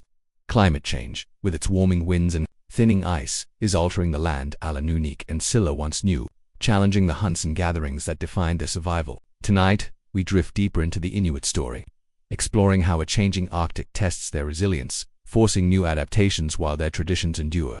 Wrap yourself tighter in your blanket, let the Arctic's chill fade, and allow this soothing tale to carry you into a world in flux. If you're enjoying this journey, please subscribe for more stories that whisper of the past. The Arctic is no longer the immutable wilderness it once was. The ice that Nunik once crossed with confidence, harpoon in hand, now cracks too early, its edges retreating under a warming sun. The caribou herds that roamed the tundra in Ayla's time wander erratic paths, their numbers dwindling as the land shifts. For the Inuit, whose diet of raw seal, whale muktak and summer berries was a delicate dance with the seasons, these changes strike at the heart of their survival. Picture a modern Inuit hunter, perhaps named after Nunik, and called Nut, standing on a shrinking ice floe, his eyes scanning for seals that no longer surface as they once did. The air is warmer than his grandfather's stories promised, the sea less predictable. Yet his harpoon remains ready, a nod to the past. Climate change has reshaped the Arctic's rhythms. The sea ice, once a vast highway for hunters, now forms later and melts sooner, making hunts perilous. Imagine Nunik to paddling his kayak, a descendant of the sealskin vessels Nunik crafted, but the ice beneath him is thin, groaning under his weight. He waits by an igloo, the breathing hole where seals once appeared reliably, but hours pass with only the sound of lapping water. The seals, sensing the changing currents, dive deeper or migrate elsewhere, leaving hunters like Nunik to return empty-handed. The community, gathered in a modern hall rather than an igloo, shares what little they have: a few strips of frozen quack, a pouch of dried caribou, each bite a reminder of leaner times.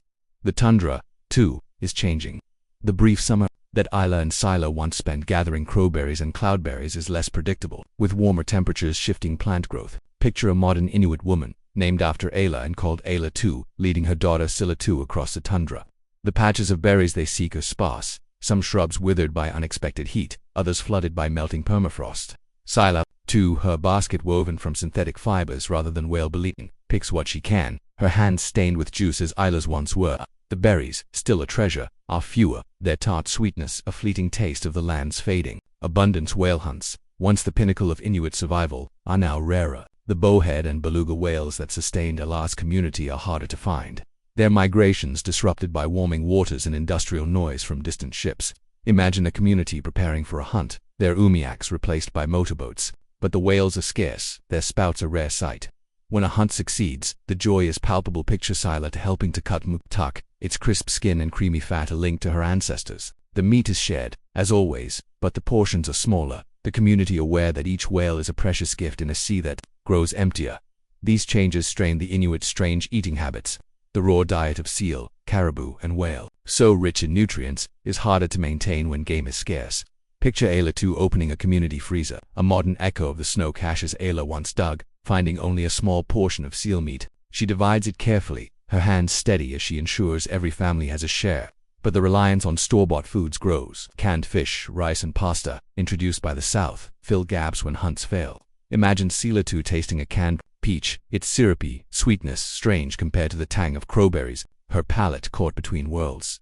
If you're enjoying this dive into the Inuit's world, please subscribe if you like the video. It helps keep these stories alive. Let's continue. The shift to modern foods brings new challenges. The traditional diet, high in fat and protein, kept the Inuit healthy in Ayla's time, warding off diseases like scurvy that plagued southern explorers. But processed foods, laden with sugar and carbohydrates, have brought diabetes, obesity, and dental problems to Arctic communities. Picture Nunik II's son Katsu II, chewing on a candy bar from a trading post, its sweetness a stark contrast to the raw liver his father prizes. Ayla II notices Katsu's energy wane, his teeth aching, and she urges him to eat muktok, its nutrients a shield against the ailments of modern diets. Yet, the cost of imported foods is lower, and their convenience is undeniable, pulling families further from tradition. Climate change also threatens the spiritual heart of Inuit eating habits. The rituals that honored Sedna, the sea goddess, and the spirits of the land are harder to perform when animals are scarce. Picture Nunik standing by the shore, offering a piece of seal fat to the sea, his voice singing to Sedna as his ancestors did. But the ice he stands on is fragile, and the seals are few, making the ritual feel like a plea rather than a thanks. Ayla II teaches Sila II to offer berries to the tundra, as Ayla once did, but the patches are sparse. The land's spirits quieter in a warming world. These acts, once a bridge to the past, now carry a weight of urgency, a call to preserve what is fading. The community's strength, forged in the sharing of Ayla's time, remains a bulwark against these changes. Picture a modern Inuit gathering. In a community hall, the kulak replaced by electric lights, but the spirit of sharing unchanged. Ayla II divides a small catch of Arctic char, its raw flesh shared among neighbors, while bannock and canned soup sit on the table. Elders, perhaps named after Nevi, tell stories of hunts in thicker ice, their voices urging the young to hold fast to tradition. Sila II listens, her hands slicing muktuk, learning that sharing is still survival, even when the food comes from a store. The Inuit are adapting, as they always have. Hunters like Nunik to use GPS to track game, their rifles replacing bone harpoons, but their respect for the animals endures.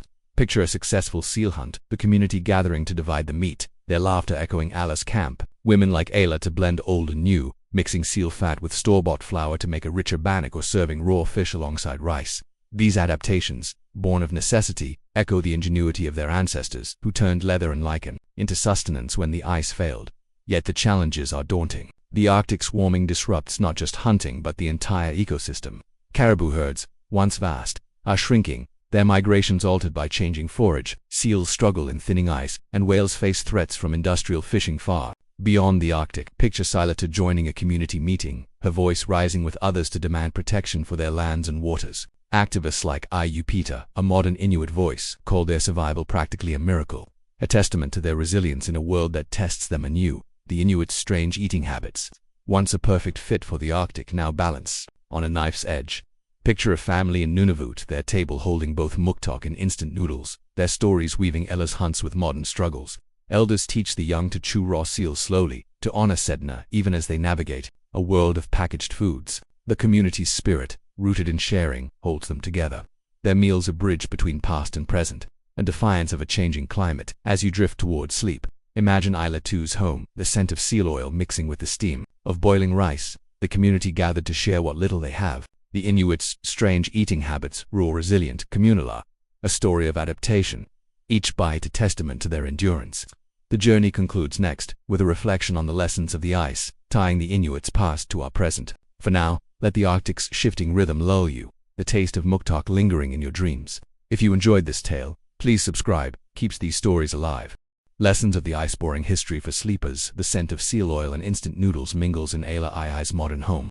The hum of community voices weaving stories of hunts and resilience. The Arctic's changing landscape casts a long shadow over the Inuits' strange eating habits.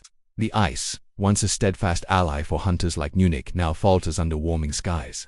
Yet the spirit of the Inuit endures, their diet a testament to adaptation and unity. Tonight we reach the final chapter of their story, reflecting on the lessons of the ice, how the Inuits' ingenuity, reverence, and communal bonds offer wisdom for our own time. Settle deeper into your blanket, let the Arctic's chill fade, and allow this soothing tale to carry you through the echoes of the past into the present. If you're enjoying this journey, please subscribe for more stories that whisper of history's quiet lessons. The Inuit story is one of balance, a delicate dance with a land that demanded everything yet gave just enough. From the first paleo, crossing the Bering Strait, to Alas igloo, glowing with the Kulik's flame, their strange eating habits, raw seal, whale mukta, caribou marrow, and tundra berries were a triumph of ingenuity. Picture Ayla, centuries ago, slicing seal meat with her ulu, her hand steady as she shared it with her neighbors, each bite a nod to Sedna's gifts. Now, imagine Ayla 2 in a modern Nunavut home, her hands blending seal fat with flour for banana, her children learning to honor the old ways even as the world changes.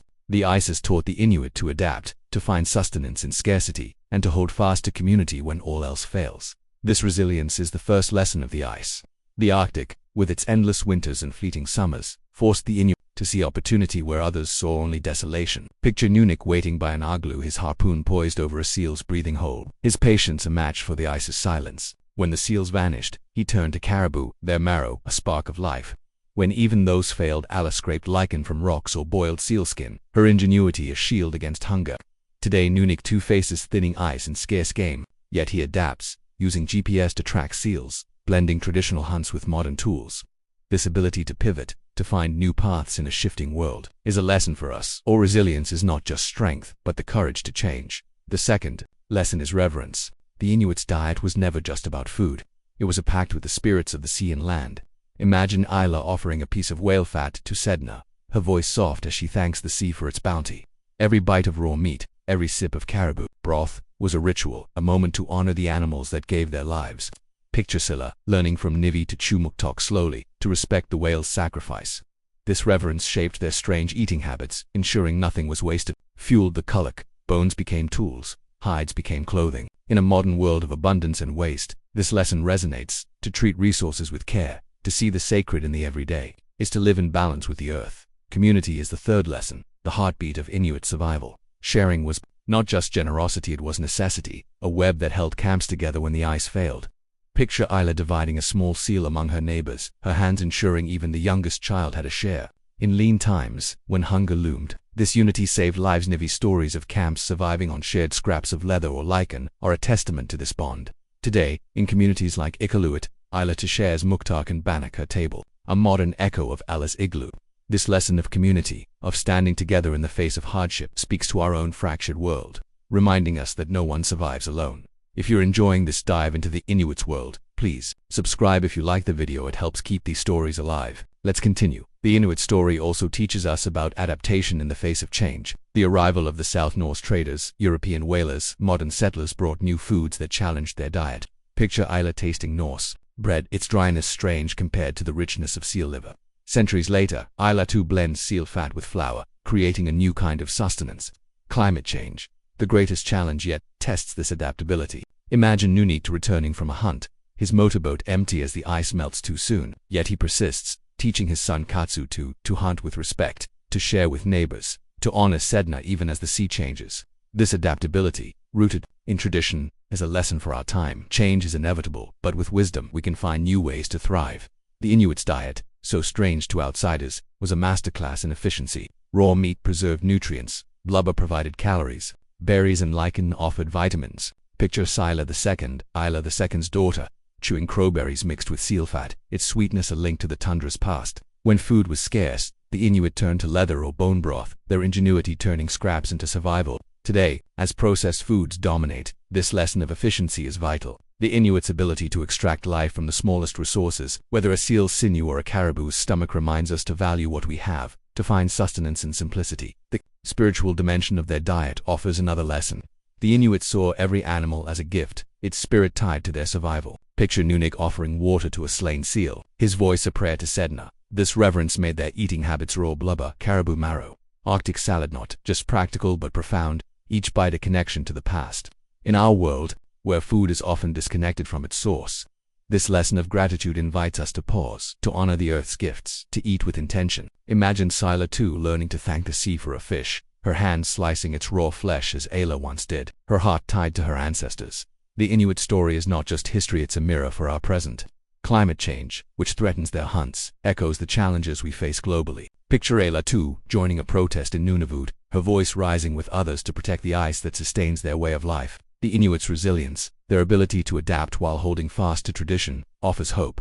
They've faced scarcity, outsiders, and now a warming world, yet their communities endure, their tables still set with muktok and stories. This lesson of perseverance, of finding balance in a shifting world, is a gift for us all, a reminder that survival is a collective act, rooted in wisdom and care. The Inuits' strange eating habits, from raw seal to berry paste, are a tapestry. With survival, each thread a lesson. Picture a modern Inuit family, their home warm with laughter, a plate of quack beside a bowl of rice. Elders like Nivi's descendants tell stories of Isla's igloo, of hunts under the midnight sun, their voices weaving past and present, children like Sila to listen, their hands learning to cut muktuk, their hearts learning to share. The Arctic may change, but the Inuit spirit, resilient, reverent, communal, remains a beacon in a world that needs its lessons. As you drift toward sleep, imagine Ayla's igloo fading into Ayla II's home, the kulik's flame joined by electric lights, the taste of muktok blending with bannock. The Inuit's strange eating habits, raw shared sacred, are a story of endurance, a reminder that we, too, can adapt, honor, and unite. This journey through the Arctic ends here, but its lessons linger, a whisper from the ice to guide us. Let the tundra's quiet beauty envelop you, the flavors of seal and berries lingering in your dreams. If you enjoyed this tale, please subscribe. It keeps these stories alive. Echoes of the ancestors' boring history for slip as the lessons of the ice settle over Isla II's home, where the scent of muktuk blends with the warmth of bannock. The Inuit story of resilience and reverence carries forward, a quiet heartbeat, against the backdrop of a changing Arctic. The challenges of climate change and modern foods have tested their strange eating habits, yet the spirit of Ala Nunnik and Sila lives on in their descendants, who strive to keep their traditions alive. Tonight, we linger in the modern Arctic, exploring how a new generation honors the echoes of their ancestors, weaving the past into the present through food, stories, and community. Wrap yourself deeper in your blanket, let the Arctic's chill fade, and allow this soothing tale to carry you into the lives of those who hold fast to the ice's wisdom. If you're enjoying this journey, please subscribe for more stories that whisper of the past. On the small community of Inuit, where the tundra meets the sea under a sky that shifts from midnight sun to polar night, Ala II's home is a bridge between worlds. The kulik, once the heart of every igloo, now sits beside electric heaters, its flame a nod to tradition rather than necessity. Yet the foods it once warmed, raw seal, whale, muktok, caribou marrow, remain, their flavors a tether to the ancestors. Picture Ala II, her hands weathered like her namesake's, slicing a fresh seal with an ulu passed down from her grandmother. Her daughter, Sila II, watches closely, her young hands learning the rhythm, her heart learning the stories that make each cut sacred. The air is warm with the scent of seal oil, a quiet reminder of the Arctic's enduring gifts. The modern Arctic is a place of contrast. The ice, once a vast highway for hunters like Nunnik, now thins too soon, forcing hunters like Nunnik to rely on motorboats and GPS. Yet, the hunt remains central to Inuit life, its rituals unchanged. Imagine Nunnik returning from a seal hunt, his boat loaded with a single ringed seal, its dark fur glistening with seawater. The community gathers, as they did in Ayla's time, to share the meat.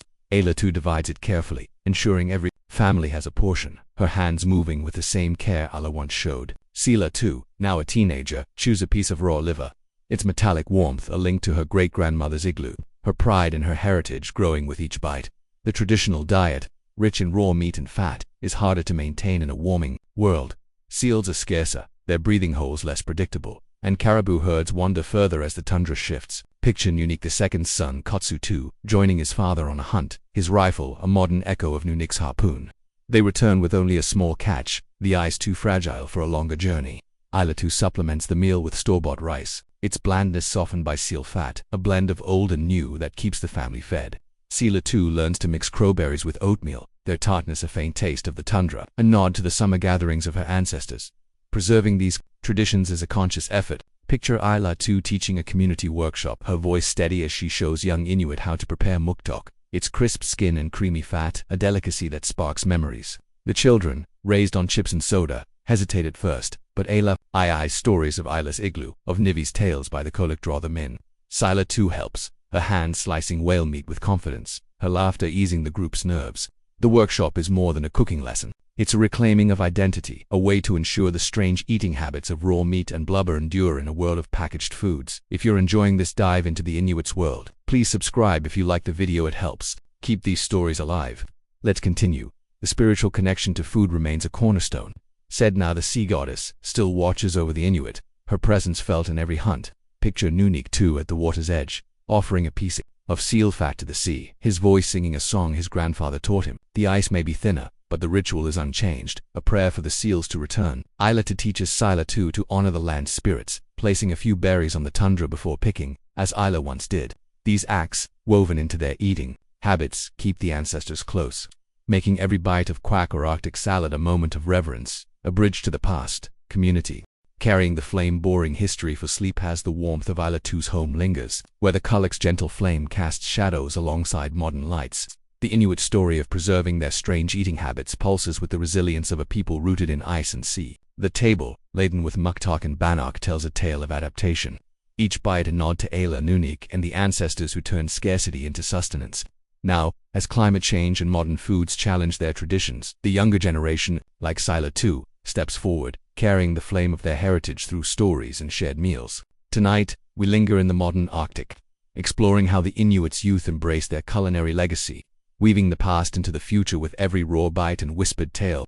Wrap yourself deeper in your blanket, let the Arctic's chill fade, and allow this soothing tale to carry you into a world where tradition endures. If you're enjoying this journey, please subscribe for more stories that whisper of the past. In the heart of Inuit, where the tundra's edge meets the sea's restless waves, Sila II stands in a community kitchen, her hands deftly slicing a slab of raw seal meat. The air hums with the scent of seal oil, a faint echo of the Kulak that warmed Ayla's igloo centuries ago. Now a young woman, Sila II has grown under Isla II's guidance, her fingers skilled with the ulu, her heart filled with Nivi's stories of hunts and hardships.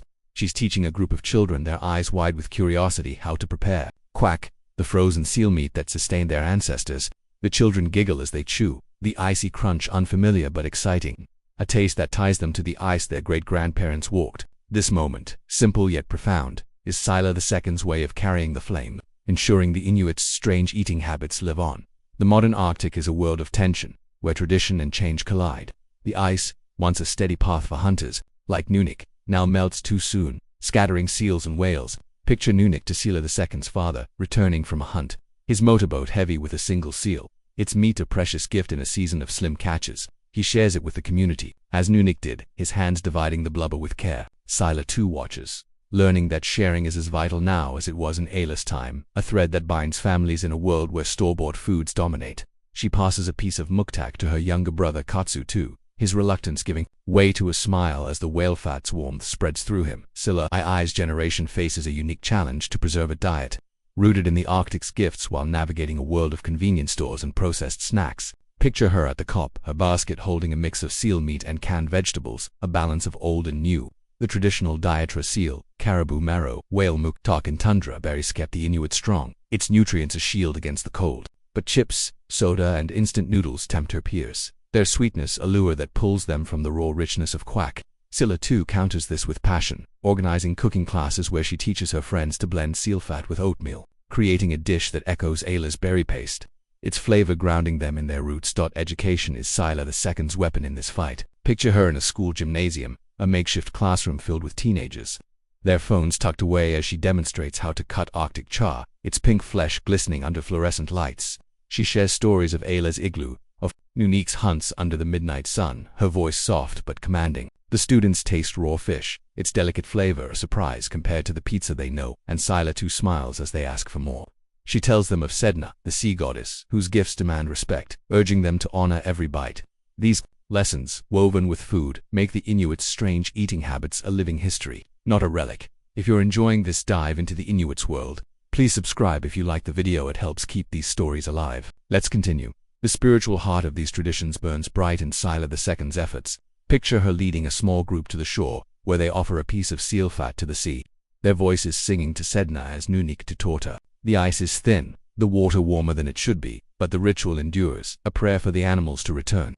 At home, Ayla too joins her, teaching the children to thank the tundra for its berries, even if the patches are sparse. Sila places a few crowberries on the ground, her hands echoing Ayla's gestures, her heart tied to the spirits that sustained her ancestors. Every meal, whether raw seal or bannock dipped in whale oil, is a moment of reverence, a connection to the past. Community remains the backbone of these efforts. Sharing, the heartbeat of Ayla's camp, lives on in Iqaluit's halls. Picture a winter feast, the community gathered around tables laden with muktok, caribou stew, and store-bought bread. Ayla too divides a small catch of Arctic char, ensuring every elder and child has a share. Her hand steady as her namesake's Nunik to tell stories of hunts when the ice was thick, his voice blending with laughter as Katsuto shares a modern tale of catching a fish with a borrowed rod. Sila too watches, her heart swelling, knowing that this unity forged in shared meals is what keeps their traditions alive. The challenges are relentless. Climate change scatters game, making hunts like Nunik's a gamble. Picture Nunik to navigating open water where ice once stood, his rifle silent as seals dive too deep. The tundra, too, shifts, its berry patches dwindling under erratic summers. Sila too joins community efforts to plant greenhouses, growing herbs to mimic the Arctic salad of Ayla's time. Their flavor mixed with seal fat to honor tradition. Adaptations, born of necessity, echo the ingenuity of their ancestors, who boiled leather or scraped lichen when hunger struck. Sila II's generation carries this spirit, blending GPS-tracked hunts with recipes that fuse old and new. Modern temptations pull hard. Picture Katsuto and his friends at a community center, snacking on candy bars, their palates drifting from the raw diet that kept Ayla's people strong. Sila II fights this with creativity, hosting taste of past events where she serves seal fat smoothies and berry-infused bannock, drawing laughter and curiosity. She shares Nivi's stories of surviving on shared scraps, her voice a bridge to Ayla's igloo, reminding her peers that their strange eating habits are a source of strength. The children chew muktok, its flavor growing familiar, their pride in their heritage sparked by Sila II's passion. The global stage amplifies their fight. Picture Sila II at a youth conference, her voice joining others to demand protection for the Arctic's ice and animals. She speaks of Ayla's hunts, of Sedna's gifts, urging the world to see the Inuits' diet as a legacy worth saving. Elders like Ayla to support her, their stories of resilience, a rallying cry. The strange eating habits are communal sick, a symbol of identity, a stand against a world that threatens to erase them. Sila II's efforts, from cooking classes to protests, ensure that every bite of quack is a defiance of loss, a promise to carry the flame. Today, Inuit communities weave tradition into a modern tapestry. Picture a family kitchen, Sila II teaching her cousins to cut raw fish, their hands guided by Ayla II's wisdom. The kulak burns beside a stove, its flame a reminder of Nivi's tales, of Sedna's power. The table holds muktok and instant noodles, a blend of worlds that speaks to the Inuits' adaptability. Elders tell of Ayla's igloo, their voices urging the young to honor the past, while Sila II's generation listens, their hands slicing seal, their hearts carrying the flame of their ancestors. As you drift toward sleep, imagine Sila II's kitchen, the kulaks glow mingling with electric light, the taste of muktok and bannock, a bridge to Ayla's world. The Inuits' strange eating habits, raw shared, enduring are a story of legacy, each bite a whisper from the ice. This chapter closes, but its flame burns on, urging us to adapt, revere, and unite. Let the Arctic's quiet rhythm lull you, the flavors of seal and berries lingering in your dreams. If you enjoyed this tale, please subscribe. It keeps these stories alive. Sharing the ice with the world, boring history for sleep has the flame of tradition burns bright in Sila II's kitchen, where the kulak's glow weaves the past into a table laden with muktak and modern bannock. The Inuit story of resilience pulses forward, a quiet defiance of a warming Arctic. The efforts of Sila II and her generation to preserve their strange eating habits, raw seal, whale fat, and tundra berries, carry the echoes of Ayla, Nunik, and Nivi, their legacy a beacon for a community navigating change. Now, as climate shifts and global ice turn to the Arctic, The younger Inuit are reaching beyond their shores, using stories and technology to share their culinary heritage with the world. Tonight, we linger in this modern chapter, exploring how the Inuits' youth globalized their traditions, keeping the ice's wisdom alive. Wrap yourself deeper in your blanket, let the Arctic's chill fade, and allow this soothing tale to carry you into a world where the past speaks to the present.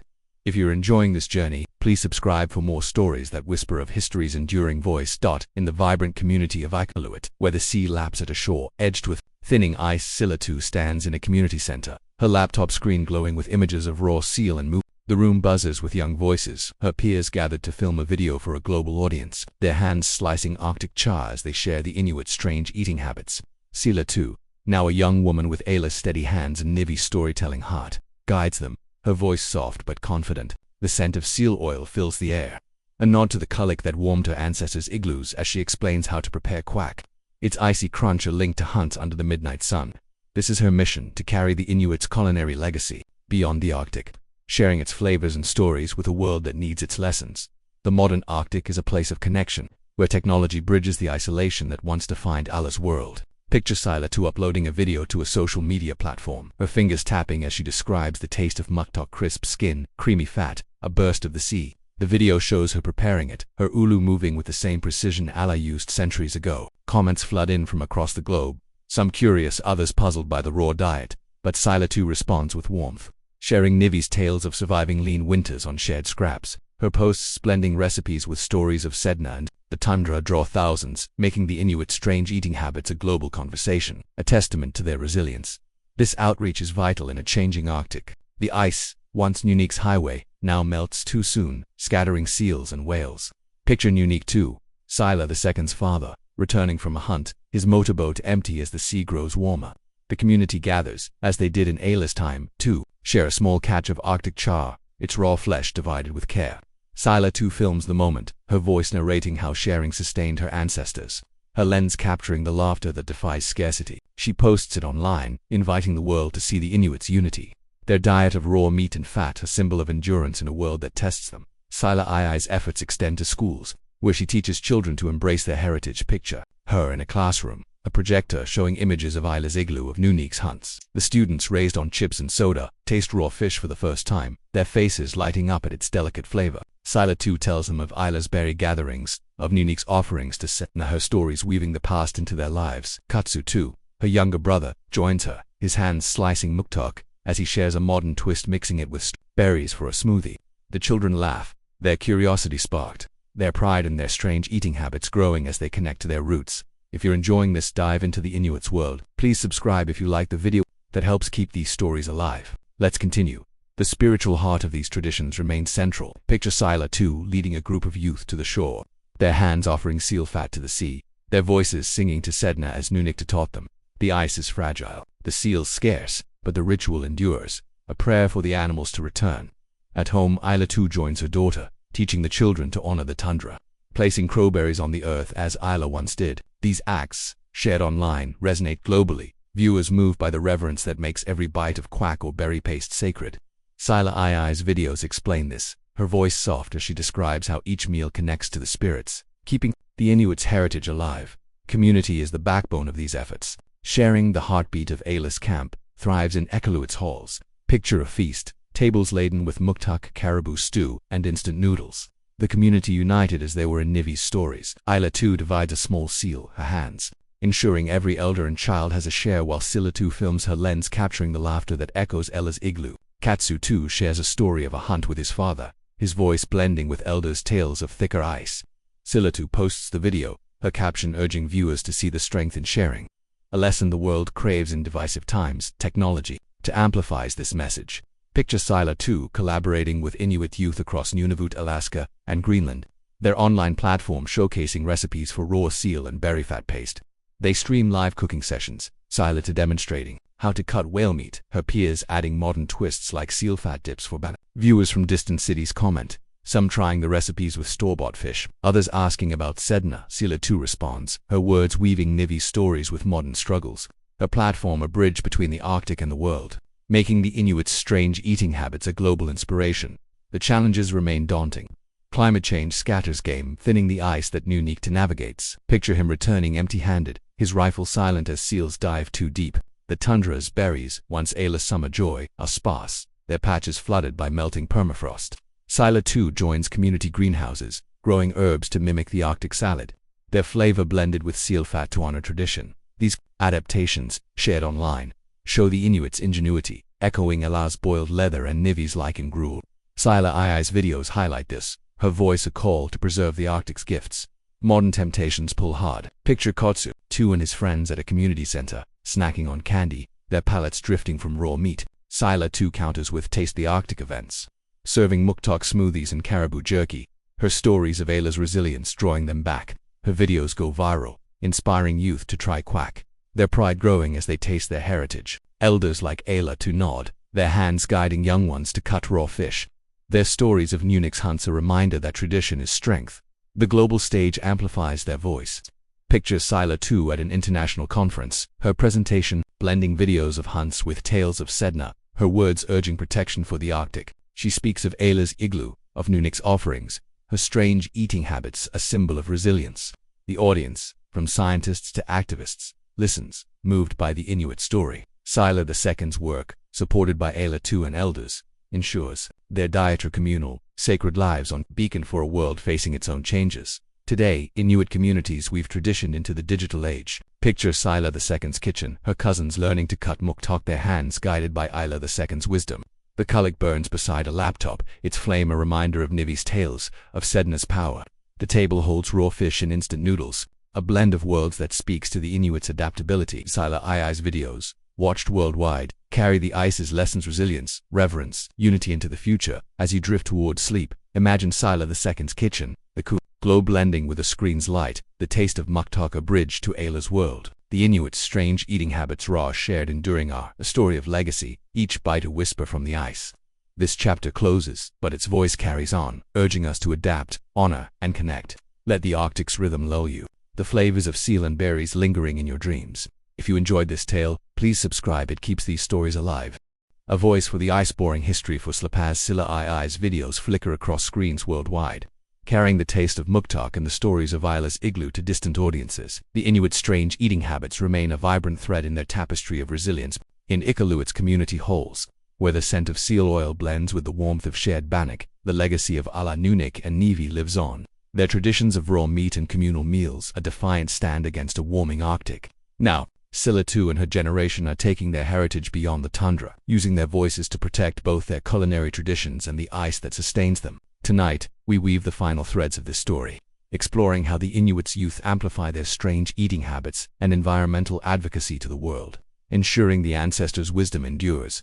Wrap yourself deeper in your blanket, let the Arctic's chill fade, and allow this soothing tale to carry you into a world where the ice speaks through every bite. If you're enjoying this journey, please subscribe for more stories that whisper of history's enduring lessons. In the heart of Iqaluit, where the sea's restless waves lap at a shore edged with fragile ice, Sila too stands before a community gathering, her tablet glowing with images of raw seal and whale muktok. The room hums with voices, young and old, as families share a meal of Arctic char and store-bought rice, the air thick with the scent of seal oil, a nod to the kulak that warmed Ayla's igloo centuries ago. Sila too, now a young woman with her ancestors' steady hands, speaks passionately, her words weaving stories of Nunix hunts and Ayla's berry gatherings into a call to protect their way of life. She's not just preserving the Inuits' strange eating habits, she's giving them a global voice, sharing their flavors and their fight to save the Arctic with the world.